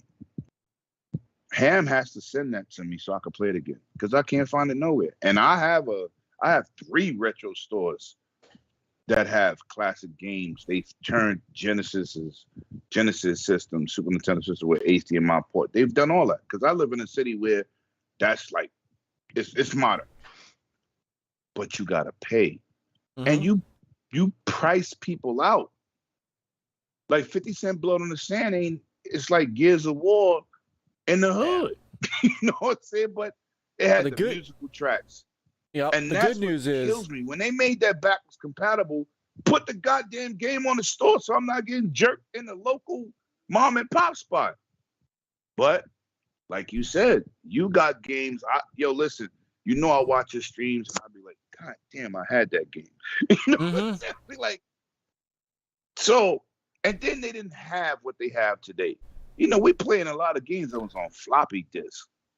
Oh, yeah. So, some of these people listening don't even know what that is. No. You know, like, so today's standard, I don't think moving forward, we're going to have these problems. But remember Phantom Dust? Remember what Phil said? We don't know if we could recover all the files. What was y'all doing when y'all made the game? But we got to look at it like they made the game, they put it out, they erased it. So game preservation is very important, especially for us nostalgic dudes. This is why I bought my retro systems, but every retro system I own, I bought one of them plug-in USB devices that gave me way more titles than what they offered when they came out. Every miniature system I got over 2,000 games because I spent the money extra just to have certain games. The Marvel versus Street Fighter. My PS1 didn't come with that. Not that I remember. I'm saying, like Bloody Roar 1, 2, and 3. It had Bloody Roar 1, but not 1, 2, and 3. So it's important to be able to preserve these games for the nostalgic feeling. Some people need to get that history. I mean, like, really, do people understand where Tetris came from? Miss Pac-Man, Galaga, Defender, right? Right. They don't know what these games' history is, and to see that is awesome. It's definitely awesome, but we just live in a different time. We live in a different time. And shout out to Ham Solo she's gonna shoot that 50 Cent to me, and I'm recording every bit of gameplay to put on my channel because I love that game. That game is awesome. But the music factor, they can't put it. They can't. It's backwards compatible, but you can't put it on the store because it's music. The license, right? The license. I mean, look, I'm gonna tell you another game that I'm willing to spend $200 on a system and $300 for the game. Def Jam Vendetta. Def Jam. It was Def Jam Vendetta. And it's 3 of them, but the first 2 was just. It was better than it was better than the N64 wrestling game. NWO versus WCW or something like that. WCW versus NWO. Right, it was better. And it had rappers. But the game was amazing.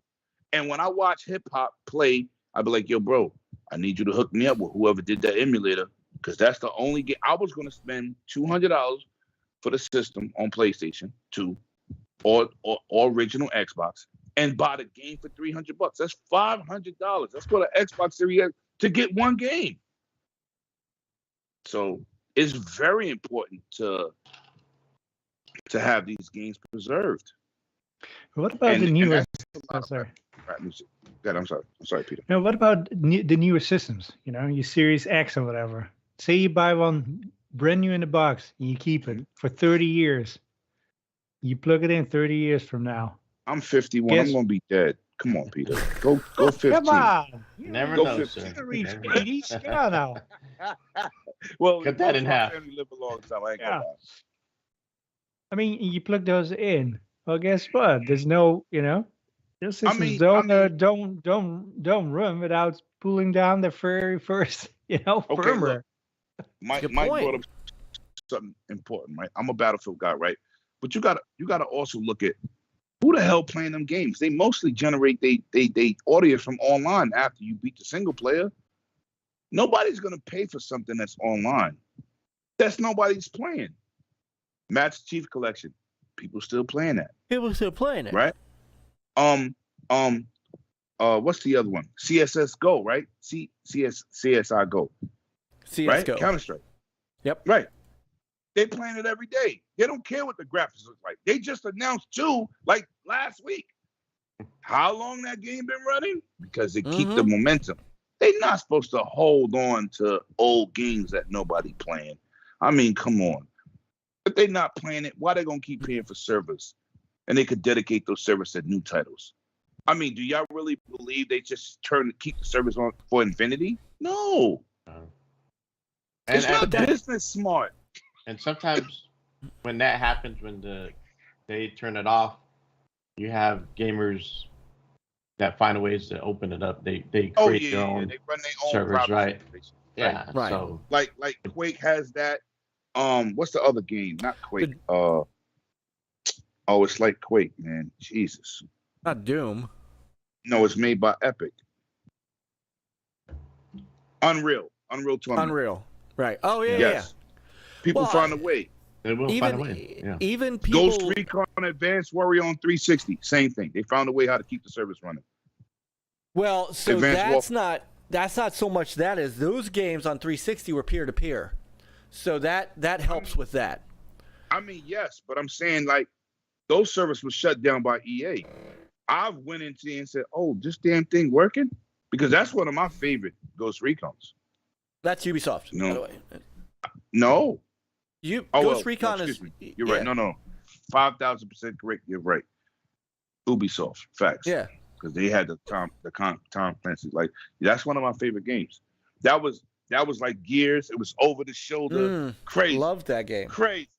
I love it.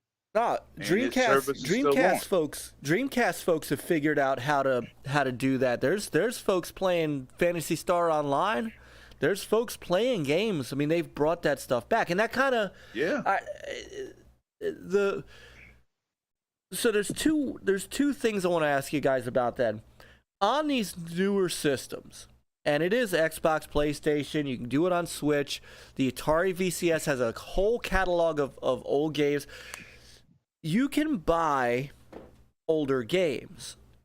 Take the Atari 50th collection, for example, right? Big collection of old Atari games. That, to me, is where preservation should go. If you're not going to do it yourself, let someone else who has the passion to do it do it. Digital Eclipse is prime example. Yes. You know what I mean? That they've shown that what they can do, and like that Cowabunga edition. I mean, that's a beautiful preservation of Ninja Turtles. I disagree. What? Mike. What? But you jumped on that night, right? We were playing it, me and Mike. No. Yeah. I respected what I was doing. I have a problem with that.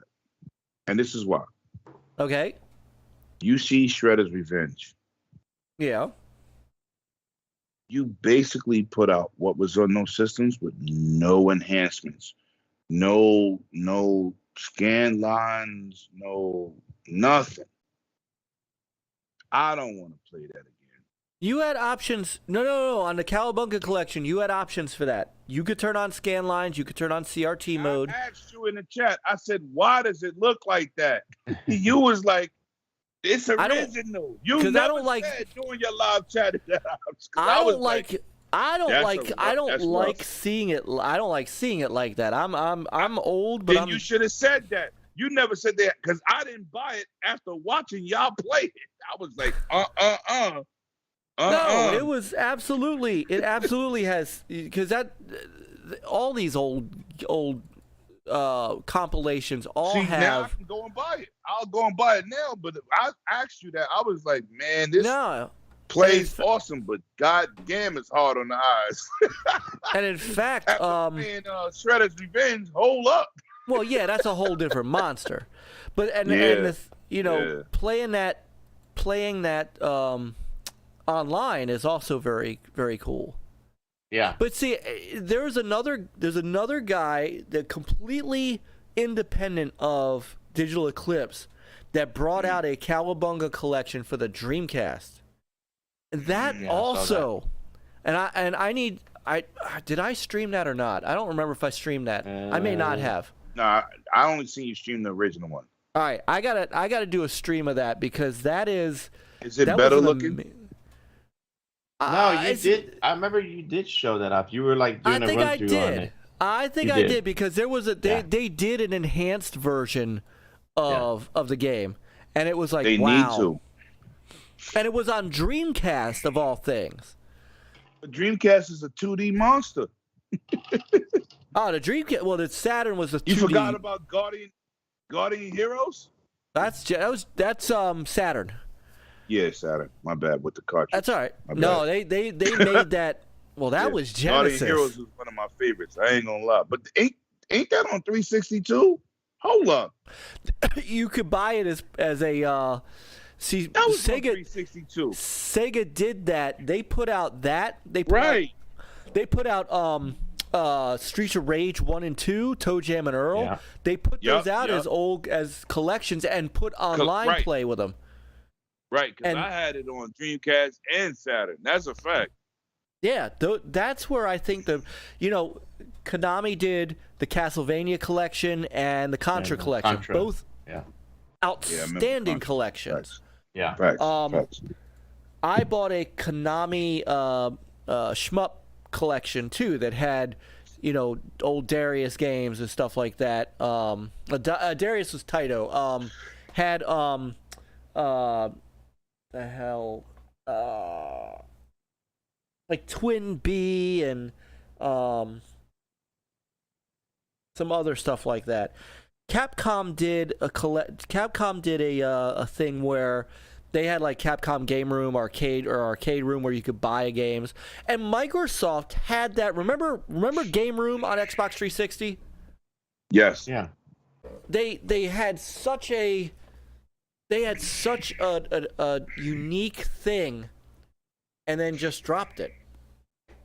And it was sad because I had Intellivision games on it, I had Atari 2600 games on it, I had arcade games on it, and they just dropped it.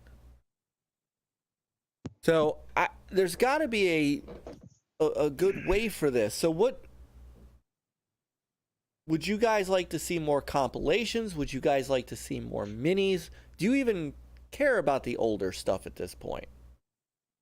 I think at least on the Microsoft side, what needs to happen, I should be able to insert any OG Xbox disc and it should work. That's not going Same to happen. thing with 360. I don't need any upressing and other special stuff. I just need to. Well, that's automatic though, but that's not going to happen. Well, because they got rid of the team that's doing it, right?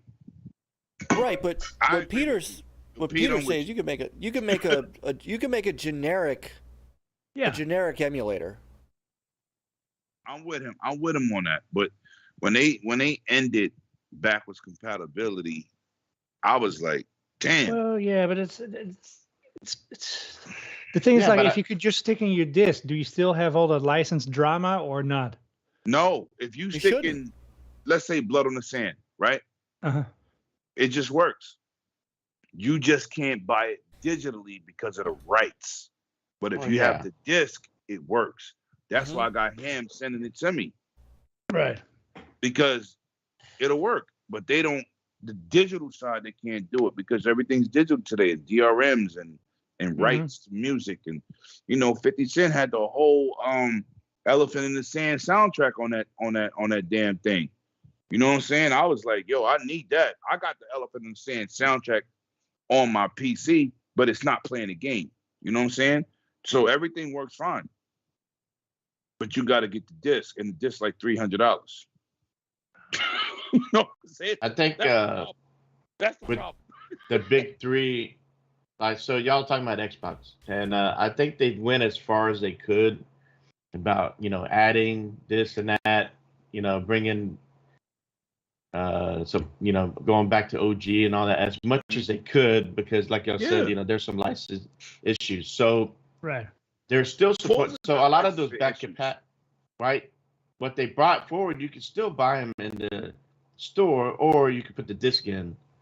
So the preservation is still there, and if you own the digital copy, when you get the next gen console, you can still bring all that forward with you.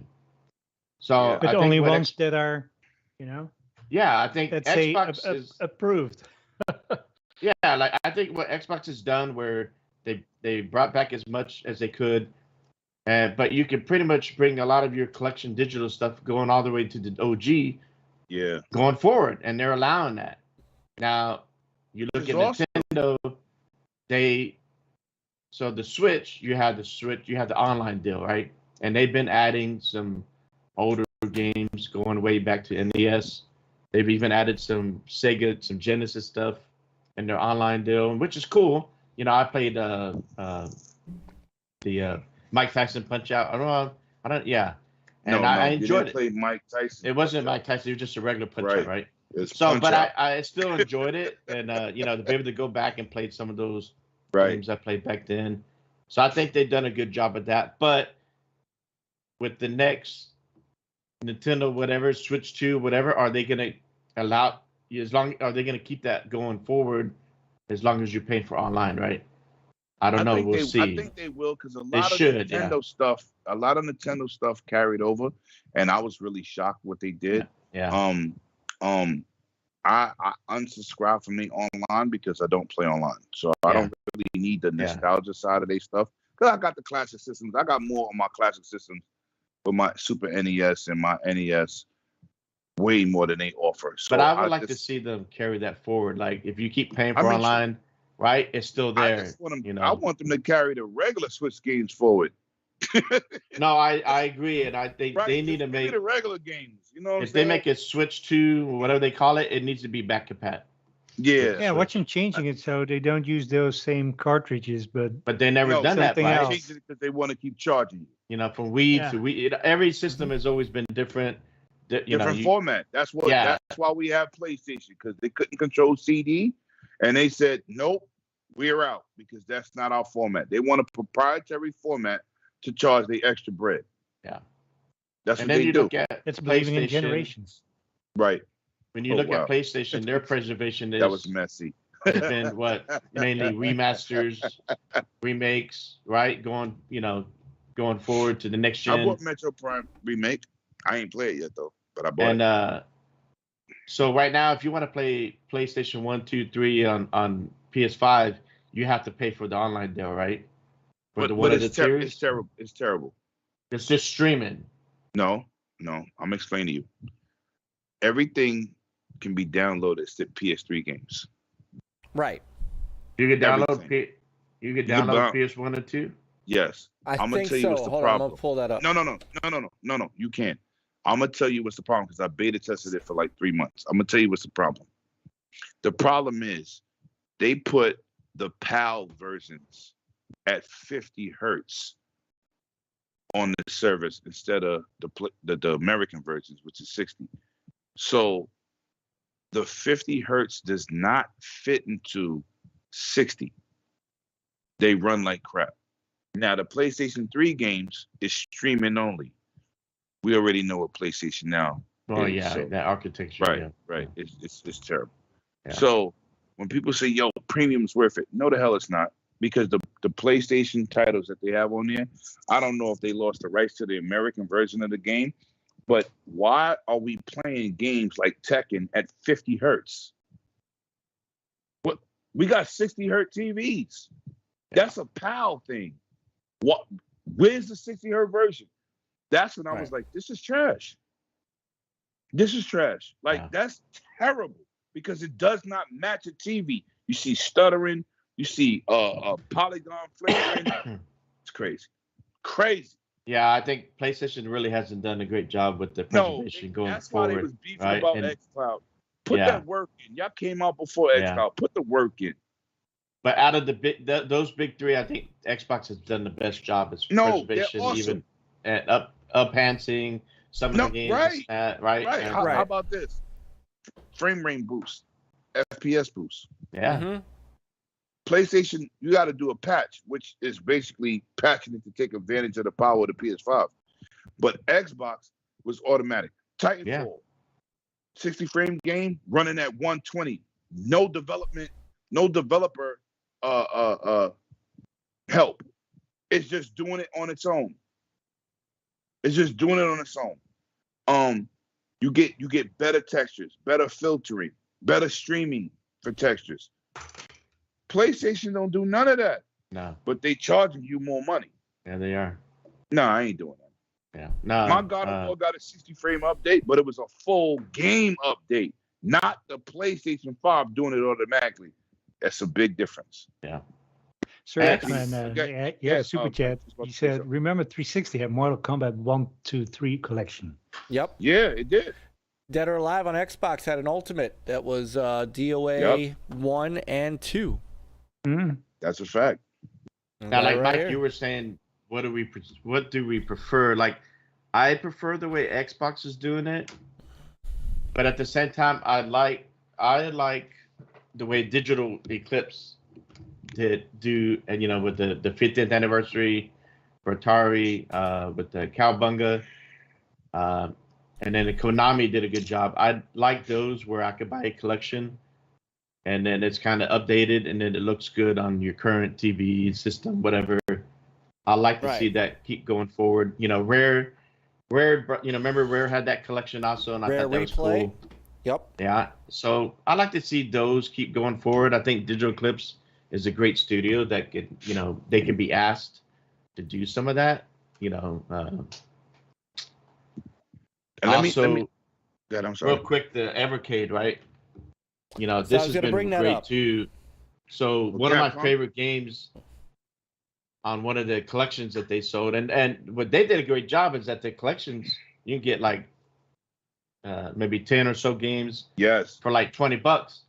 Yep. And so there was this game on the NES, which is very rare. It's called Nightshade, but a lot of people don't know about it. Every time I bring it up, what's that? And one of the collections, the Pico one, had it there, and I'm like, holy shit! And so Evercade has done, to me, a great job preserving a lot of games that people don't know about. Maybe some of these games people are like, they're not that good. They don't consider them great games, but. Oh, you talking about that little handheld? Yeah. No, it's called Evercade. Yeah, so they've done a great job. They got a newer handheld out, but they have so many collections. And you may not like every game in there, but there might be one or two. And they're like, oh shit, I remember this back in the day, and it's one of my favorite. So they've done a great job really bringing some of these old games. Yeah, there you go. The little handheld. I thought he was talking about the Capcom collection, which is also awesome. I think looks have great on a big TV one too. Yeah, that thing cartridges. And Bacon Ice Cream. He has his show every Saturday, and man, they've done a great job really explaining what that is, what the Evercade is, and just this is one of the best preservation handheld. You got the cartridges. Those are nice to collect too, Yes. It's a great little system. Evercade is awesome, but I don't want to keep getting caught trying to chase retro. You know what I was trying to get for my birthday for March 12th? The Iron Neo 2. What's that? Because I don't like. It's a Windows Steam Deck, pretty much. Way more powerful, better screen, beautiful. Iron Needle 2. It is amazing, but it costs at start 16 gigabytes of RAM, 512 of memory, $850. but it is way. I don't like Linux. I like just regular Windows. I want to go and plug and play. It got memory card expansion slot. It's just a way better device, but you have to pay premium price. So I was willing to spend the bare minimum, which is still, games on the Steam Deck you can run at 30 frames at 1280 by 800. You could run on this thing at 1440p at 60 maximum settings, but you got to pay. Yeah. You know what I'm saying? Oh yeah. You notice handhelds have kind of made a comeback, right? It's a beast. Yeah, handhelds have kind of made a comeback. And I'm not a handheld guy. But you also can use it as a laptop because it has a 6800U laptop GPU and CPU in there. Yeah, it's not a system on a chip. It's not an SoC. I just want to point something out real quick on the IRAM collection, or the C64 collection rather. There's a game on here called Lee. And I'm here to tell you, hold on, let me get to it. Zoom this up. Let me see. Yeah, you guys seen the name. We're old gamers, sir. Yep, I'm looking. Where the heck did it go? Right in the middle there. It's called Lee. This game, the Bruce Lee family must have said something or no longer licensed it, because this game used to be called Bruce Lee. It was Bruce Lee, so now it is just Lee. Take on the Myke, role where's of it martial at? arts master Lee. Scrolling. Oh, right here in the middle. Oh, Lee. Hang on. See it now. Yeah, hang on. Let me get. Jumpman, dude. I lived First on this of all, game. the way that looks There it right is. now, it should be called Golly. There you go. I can't even tell that's a karate game, Myke. This is. Look at it. Look right in the middle. Bruce Lee kicking the green guy. Oh, I see it now. Okay. Yeah. Okay. Because before the other view, I couldn't really see. Yeah, I'm just saying they don't call him Bruce Lee anymore. That's sad. Why my screen is EverCanadian probably couldn't even use that. Anyways, right? They could bring the game. Let me ask you a question. Who in here is Kung Fu fans? Of course. The game. The game. Yeah. No. Yeah. Oh yeah. You talking about something that raised us? That was hard as hell. That we had to pop a lot of quarters in. Kung Fu. Yeah. Oh yeah. I love that game. Yeah. Oh yes. Yes. That we old, man. We old. I loved it when that came to NES. They don't know about our gaming history. They don't get that. They don't get it. They don't get it. Of course, before Kung Fu. Now this is a game that doesn't do well with the EverCanadian because of the control scheme, but you do remember it's on the right hand side there. You do remember Karate Champ. Yes. Karate Champ. Facts. Yeah. Facts. Loved it. Facts. The little mini games you chop through the ice blocks and all that. Yeah. I was actually real good at that against my brother. He got pissed. So I was real good at that. But when Street Fighter came out in Mortal Kombat, he was better than me at those. Let me ask you a question. This is the question for the panel. I don't know why my screen has got the circle in the middle. What was the name of Street Fighter before 2? Well, the original one was. Yeah. Wait a minute.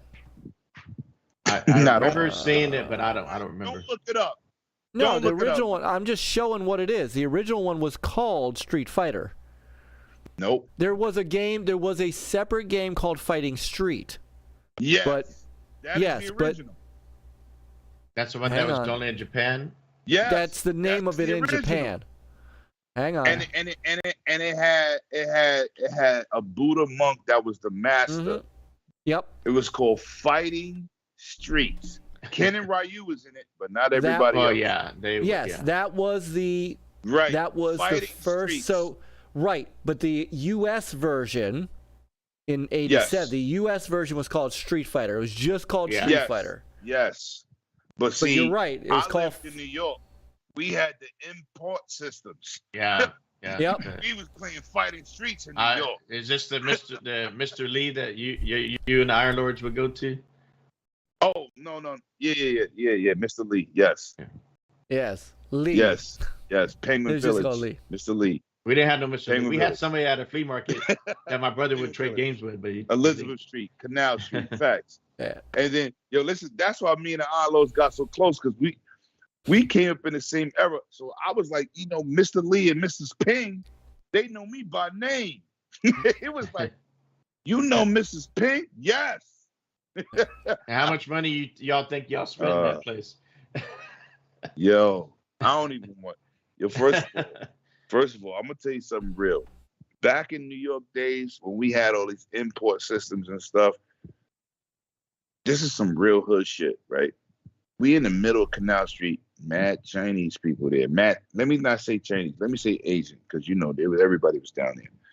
We used to go down there to eat, play video games, and fight. Because if you went down there and you played any kind of competitive fighting game, it could be Virtua Fighter, which I was a master at. It could be Tekken, which I learned how to get good, right? It could be Fighting Streets or Street Fighter.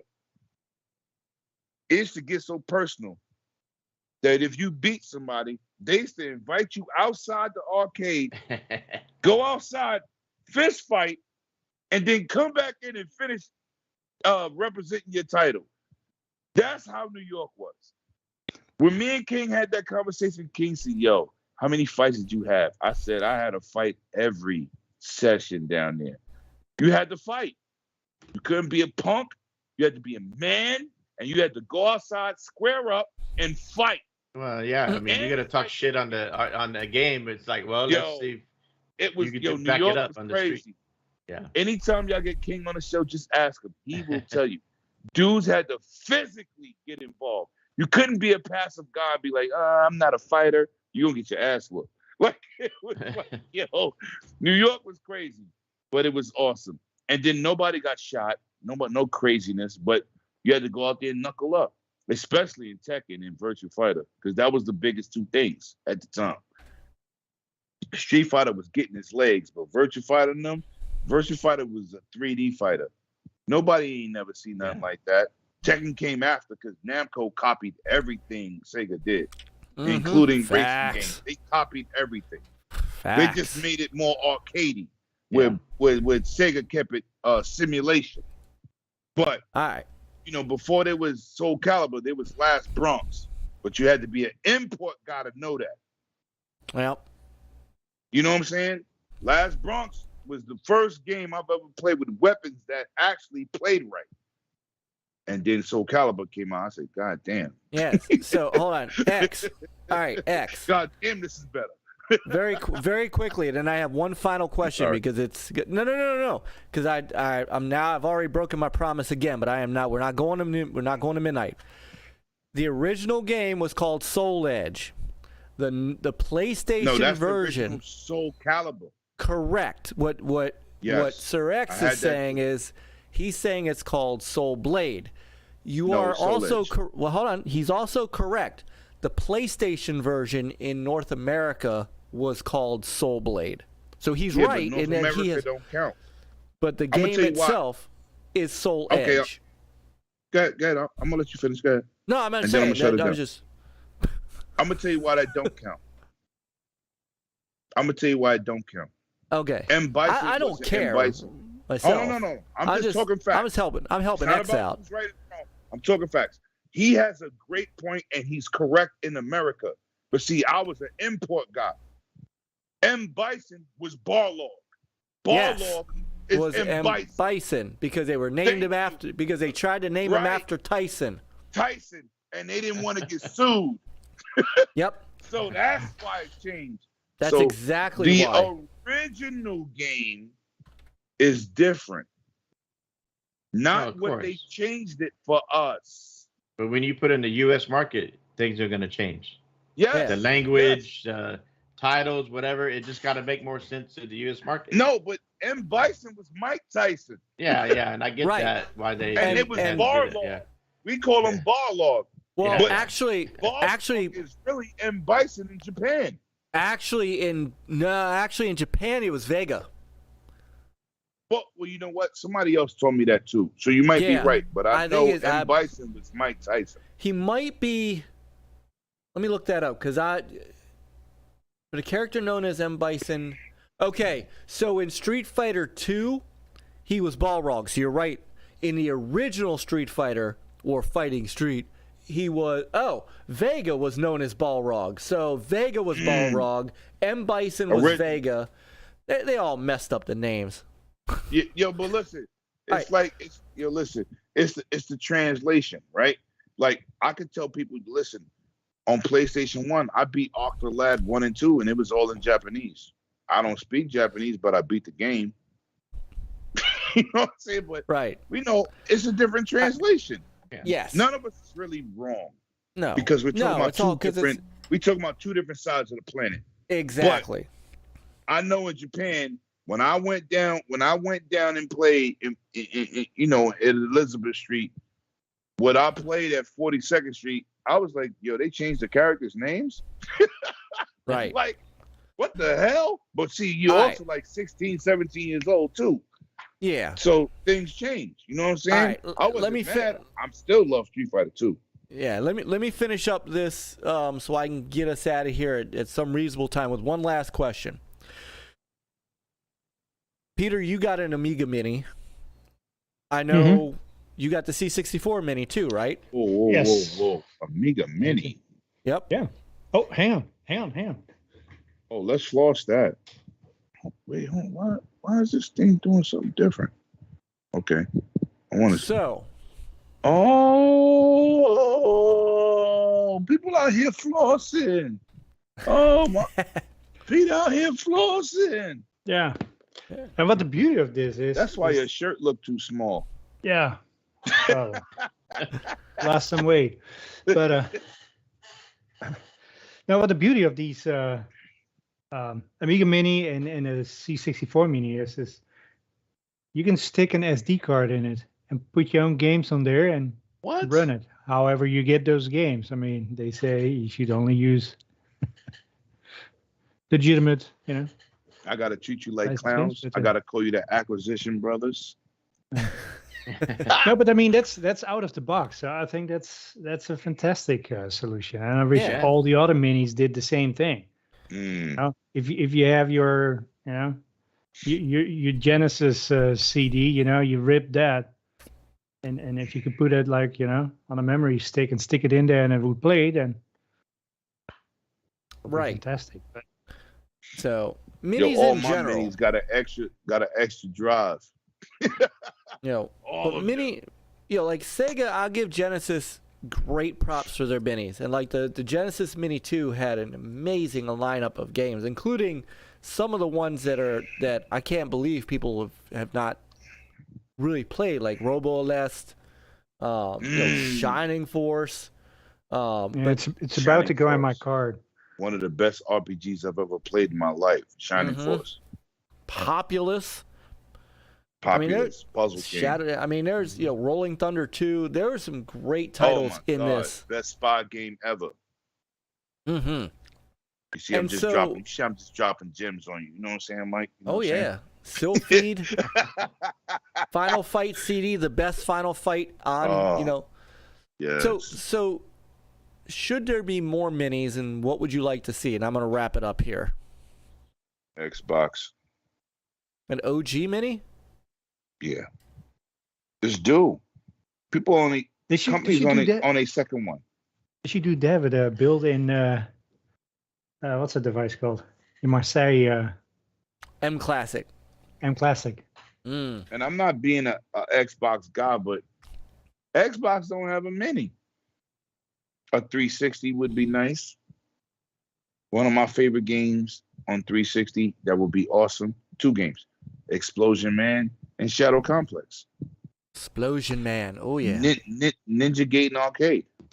But here's the thing. Why not just have a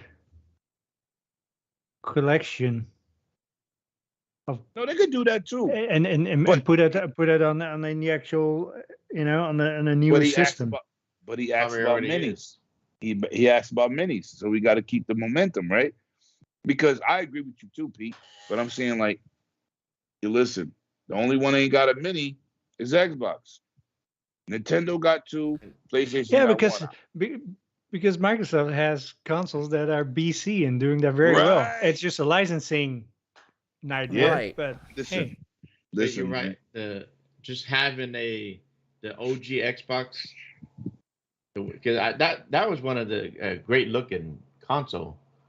Yeah. But if you come out with the mini, people, I like this little collection, and then of course, you're not gonna have every game on there, of course, but you're gonna have certain ones. But you know what we do get? Sweaters for our controllers or vests or whatever. Listen, if they bring out an Xbox Mini, I know somebody's gonna make a drive with Def Jam Vendetta and the shit that I want. So yeah, there you go. I need that. No, it'll look cool. I think that OG it'd be a cool collection mini. I had 2 Xboxes, the original black color and the see-through green Halo. Yeah, I still got mine. And I still got an Xbox. And I sold it. But you know what? Being that Microsoft is going backwards compatible, I don't know if I should get rid of my Series X, right? Because I have 2. But I don't want to make that mistake no more. I've got rid of every single console that I've ever owned. And I've regretted it. Yeah, me too. And I didn't do it for money. I just do it because I thought, I ain't playing it no more. Get this crap out of here. I'm on next level, next gen. Nah, I kind of regret it because I had a modified 360 with like 400 games, including the game that I'm trying to get from Ham. And I threw it in the garbage. I threw it in the garbage. And I had the Transformer Bumblebee plate on the front, because you remember 360, you could change the front of the plates. I got all those plates. You see, I don't think I want to do that again. I kept my Saturn, kept my Dreamcast, kept my Xbox. I had the original Saturn, and I had a Switch on it for American and Japanese. That's what I got. Bad move. And it's still there. Moving on, saying, forget the past. You know what I'm saying? I sold my Atari Jaguar, and I know the Jaguar wasn't the greatest. No, I know it wasn't the Alien greatest. Predator. Yep. And Iron. What was that game called with the mechs? Iron. I know what you're talking about. God. I know what you're talking about. Big ass mechs. It was crazy. I know what you're talking Alien about. versus Predator. Crazy. But that was it though. But them 2 games, I can't think of the name. Iron Soldier. Yes. Yep. Iron Soldier. No, I'm with you. And I got rid of it, and that was a mistake. I got rid of my Neo Geo. That was a mistake. I would never get rid of my stuff. But I miss my Saturn. I miss my Genesis. I had the 32X. I had the Sega CD. I missed my Super Nintendo with my catalog of games. My NES, not so much, because it was very primitive. But Sega Master System, not so much. But the Sega Genesis and the Super NES, I missed it. I had everything possible. My 3DO, I missed it. Best Need for Speed and Road Rash ever. But Sega, with all these minis, why haven't they done a Sega Master System mini? Like my buddy Rico in the chat mentioned that. Genesis crushed that. I don't want a Sega Master System. Genesis is what I wanted. Well, they've done those quite a bit. I get a lot of popular games on there. I get that's, but why not the Sega Master System mini? Because the Sega Master System was inferior to NES. Oh yeah, it was. Had a better sound chip. And 32X was. Ooh. But there were still some games on there that are considered not enough to support mad people. Double Dragon was better on the Master System. Yes, it was. Yes. But I am going to say this. Street Fighter Championship Edition was better on Genesis. Mortal Kombat Pit Fighter was better. Mortal Kombat had fatalities. They brought out a 6-button controller, which I have for my mini. Super NES was like PG-13. We going to Disney route. No, you punch people in the face, just white blotches, no blood. Nah. We didn't go to the arcade to see Mortal Kombat be PG-13. They didn't even have fatalities. Yeah, and see, Nick said, because Nick does a lot of this stuff. He looks at the Master System was spec-wise more powerful. Yeah. They didn't. No, spec-wise. They didn't have the games. Gore and blood. No, they didn't have the games. I mean, it was just more popular. Just Well, they locked down third parties. They locked down third parties. That's why they locked down the third parties, and Sega was not allowed to get them. Or you gonna play Street Fighter Championship Edition when you punch somebody in the face and they bleeding out their mouth? No. But one reason I wouldn't mind the Sega Master System Mini, I like the way it looks. It's just a unique console, just the shape. It was, it. But Double Dragon, I mean, just listen, man. Everybody got their thing, right? Yeah. Mm-hmm. I don't knock anybody for their opinion. What I'm saying is, I want to play Mortal Kombat where finish him. It means finish him, not play with him. You know what I'm saying? Like, I was like, and I had it for both. And then I got rid of, the PG-13 version. I want to rip your head off. Yeah, Geeks said in the U.S. was better on Genesis. Yeah, in the U.S., Sega only had 2 third-party publishers for the Master System. Activision and Parker Brothers. Nintendo had everything else locked down. You could not make. Nintendo was the bully. They were the big bully back then. They were the Sony back then. Where do you think Sony learned it from? Exactly. Yeah, fact. That's why they got into the market. Yeah. Yep. Listen, we got to keep Myke on his schedule. Keep Myke on his schedule. It's keeping Chris on his schedule. I don't. Chris is. Y'all can keep going. I should get out of here though. Yeah, I'm gonna get us out of here though, because it's. I've already broken my promise yet again, but it was good conversation. Thank y'all for letting me invade this awesome goddamn podcast. You are welcome anytime you want. In the future, when I go left, it's for us. As much appreciated, and you're welcome here anytime. You know that. You're family, brother. You know that. You are family. But goddamn, Yobi said, "Yo, I need you here for this." I said, "Yo, I got some smoke for E3, and I'm gonna give it to him. I ain't gonna be kumbaya. They need that work too." There you go. I said, talk to Myke and see what's up. He was like, "I want you there." I'm like, "What the hell, you my agent?" Don't be. Hold on, Nick says, sorry for being a bit of a Master System nerd at the moment. I've been doing my homework on them lately. Don't be sorry. Dude, your stuff. No, don't be sorry. Yo, we gamers, man. Your dude, GeeksLoWnZ's content, Nick's content is just sublime when he goes and does this stuff. Lemon, if you like fighting games, you need to watch his fighting game video that he put out a couple weeks ago. That is some, and I think he mentioned Fighting Street. Yo, let me shout out Go Game Go. Right, I pulled up on them the last 3 episodes they did. Dudes was like, "Yo, Lemon's here." I said, "Why wouldn't I be here? If I see your content pop up, I support all my people."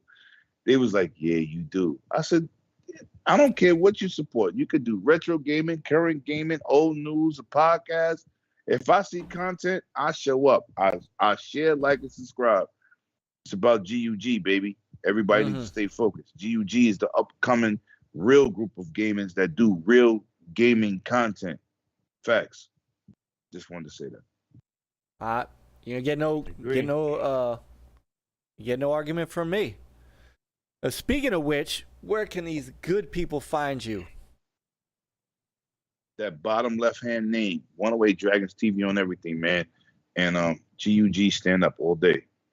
Yep. And that channel is down in the description below.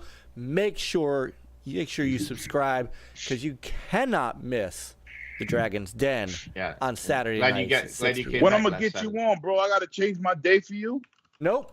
I got things are starting to calm down. You know what? I started something new that popped off. Maybe I'll do a one-on-one with you or anybody on the panel. Y'all always welcome. Everybody here welcome. But maybe I do a one-on-one with y'all on a pop-up day when something's juicy. All right. It worked out. It worked out. It don't have to, I don't have right now. I'm not working. I'm on disability because I just got knee surgery. You got your surgery. But yeah, I got it finally. Thank God. But it's like maybe we do something like that. It don't have to be on a Saturday because I know Saturdays is hard. You got families. You got people work all week and then they off on the weekends. You know what I'm saying? So summertime we moving up to 2:00 Eastern Standard Time. Just trying to get more people involved, trying to be more versatile with this. But, it's hard to juggle East Coast people, West Coast people, Central American people, Australian people, European people. We got a lot of friends that's around the planet. Yeah. That's another thing that's awesome about being a gamer. Indeed. Xbox, PlayStation, this gaming nation has brought a lot of different ethnic backgrounds, religions,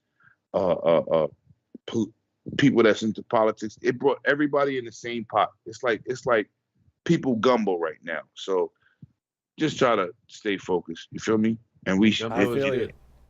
Yeah, absolutely. That was good, but apparently it's gumbo. Yeah, it's gumbo. Because gumbo got a little bit of everything. You know what I'm saying? Yeah. Now we just gotta. I tell people, listen, man. No matter what you believe in or whatever. That's why I rock with GUG because I think all of y'all guys here, nobody cares what nobody else do. They just bring something to the table, and it's like good gaming. Just keep doing your thing. Right. It's like good gaming gumbo. That's why I rock with y'all, man. Facts. That's why we love having you, man. You exude what this group is supposed to be. So I know I appreciate you having you being part of the group, being part of the guild, being coming on energy with us, bringing that energy. I try to, bro. I try to be who I am every day. Whether people told me, why are you so happy? Why are you not? It's gaming, stupid. That's it. What's the problem? Yeah. Right. I'm sorry I can't be miserable and complain about something every minute of the day. You know what I'm saying? My life is all right. I've been through a lot of drama recently, but you don't see me crying on the internet. Oh, my uncle died. My best friend got murdered. Yeah, they did. One of my friends got murdered and my best friend died. But it's like, I don't go to Twitter for that. I look for you guys to bring me out of the dark times. Somebody I know for 40 years died unexpectedly. You think I was prepared for that mentally? Nah. But you know what I did? I took a 2-week hiatus and I came back and PK was like, "You all right?" I said, let's just keep it pushing. Let's just do what we do. Let's keep things positive. I'm gonna keep talking gaming. I'm gonna keep doing what I do. Life cannot destroy you mentally. I'm a single father. I have to be strong for my daughter who's in college with a 3.8. Well, I mean, that's how. We all go through that. We all lose someone. Right.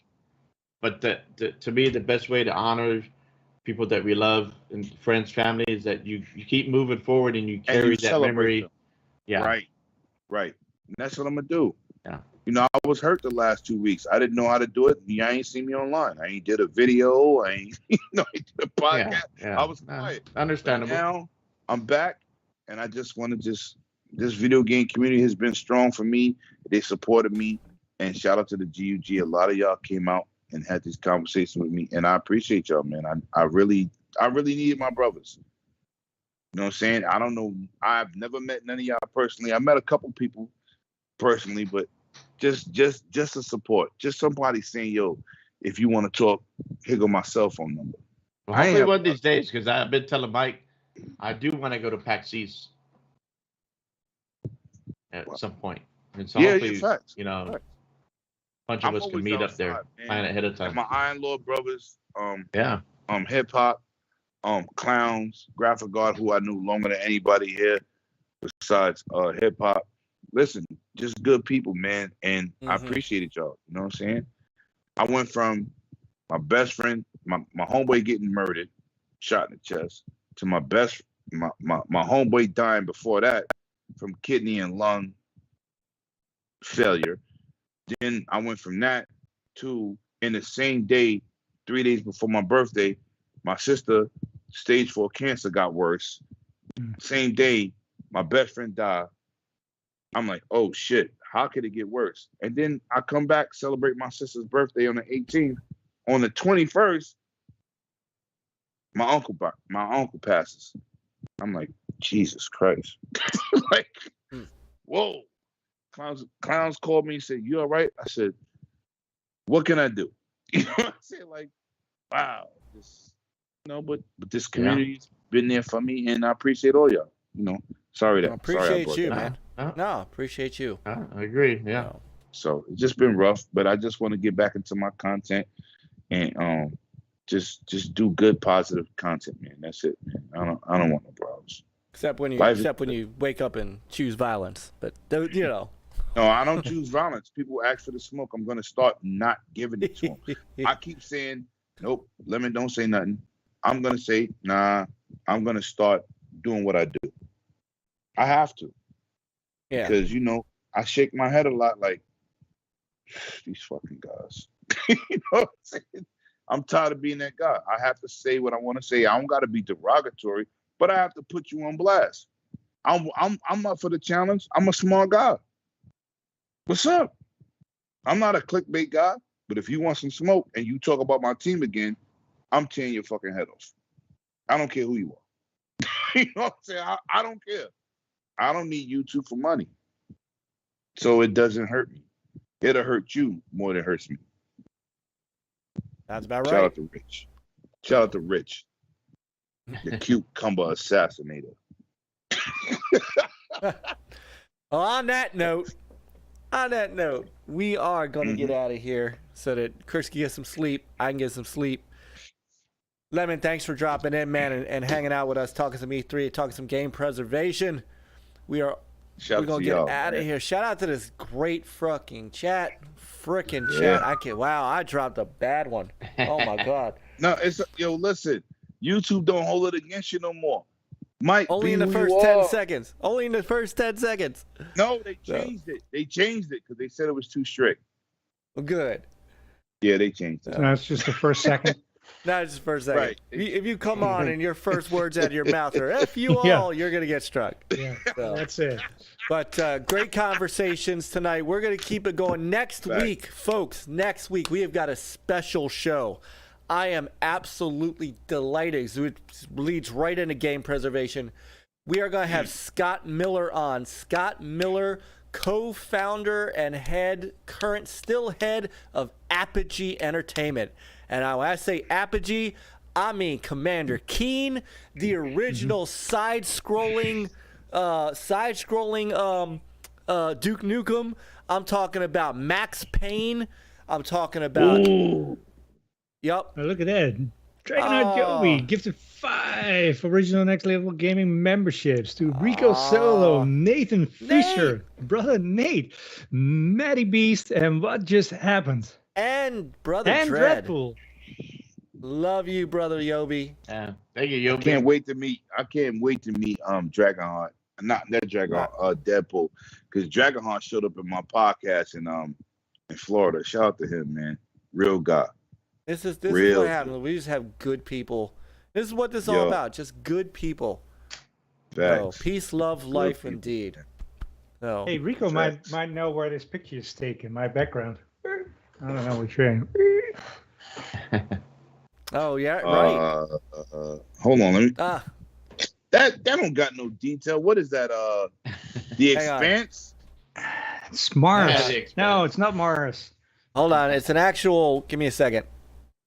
I don't know what that is. Yo, Pete, I'm sorry for taking up. Yo, Pete, you talk a lot. You talk a lot like me, and you always got great information. I'm sorry for taking up your space, bro. I'm so sorry. All right, there's the background. Duck. Where am I going? He said, "Where am I going?" I know what that Yeti Pro is doing, though. That's a fact. Rico.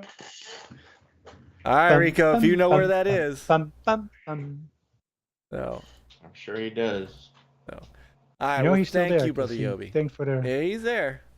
For the gift membership. So, all right, chat. You guys have been awesome as always, Brother Geek Story and Brother Nick. that is on the mountain.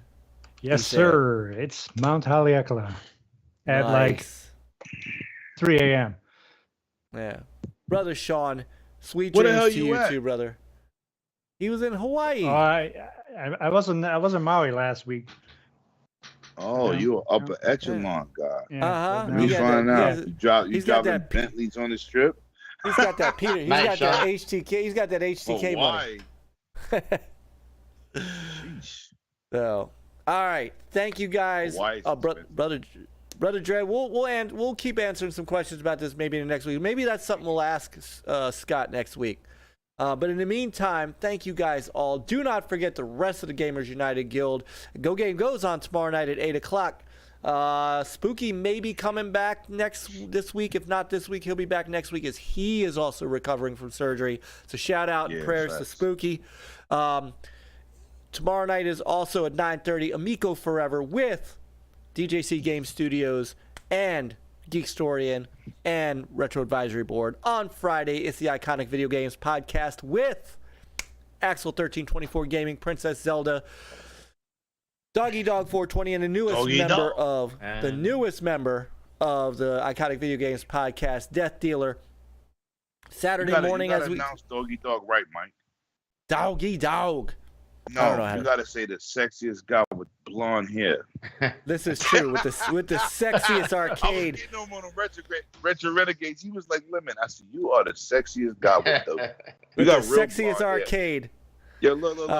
And that too, his baldcade is crazy. But I said, when your hair grow out, you ain't gotta perm your roots. He was like, "Damn, Lemon." Saturday morning is the Evercast with Brother Bacon Ice Cream Productions. I believe that we still get some EverCanadian in there. And then Saturday night, of course, 6 p.m., the Dragon's Den. Yo, Mike, what you support every day? You know? Every day? The Gamers United Guild, baby. No. There's something called Game Pass. Yes. I gotta hand it though to Brother Nick, who said that last week, and he credits you. He credits you for that. He can't hear Game Pass without hearing you.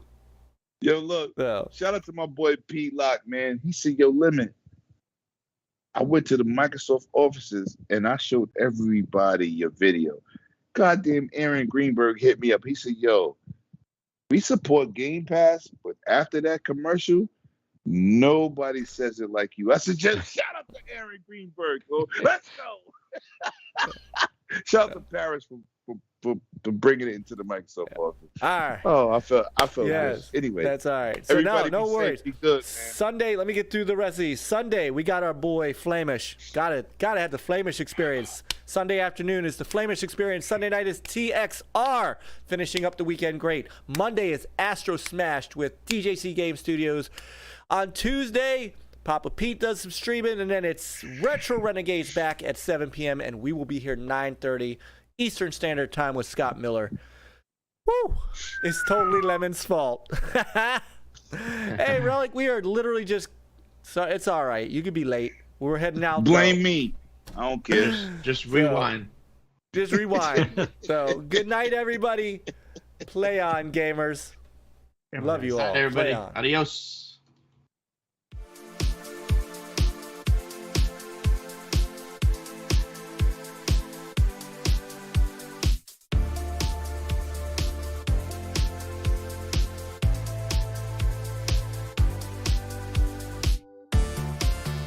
What the hell happened to our video? Something. What the hell was that? Are we back Hang on. live?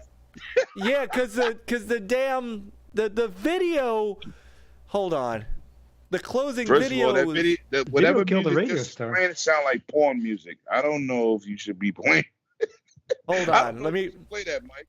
hold on. I gotta fix this. What in the hell happened? What the hell was that? It's after midnight. It's okay. It's 12:13. Yeah, I might have to. Yeah, hold on. If you don't know when your Good. kids are, put an APB out on them. Triple says Myke left his TikTok settings on. He might be right.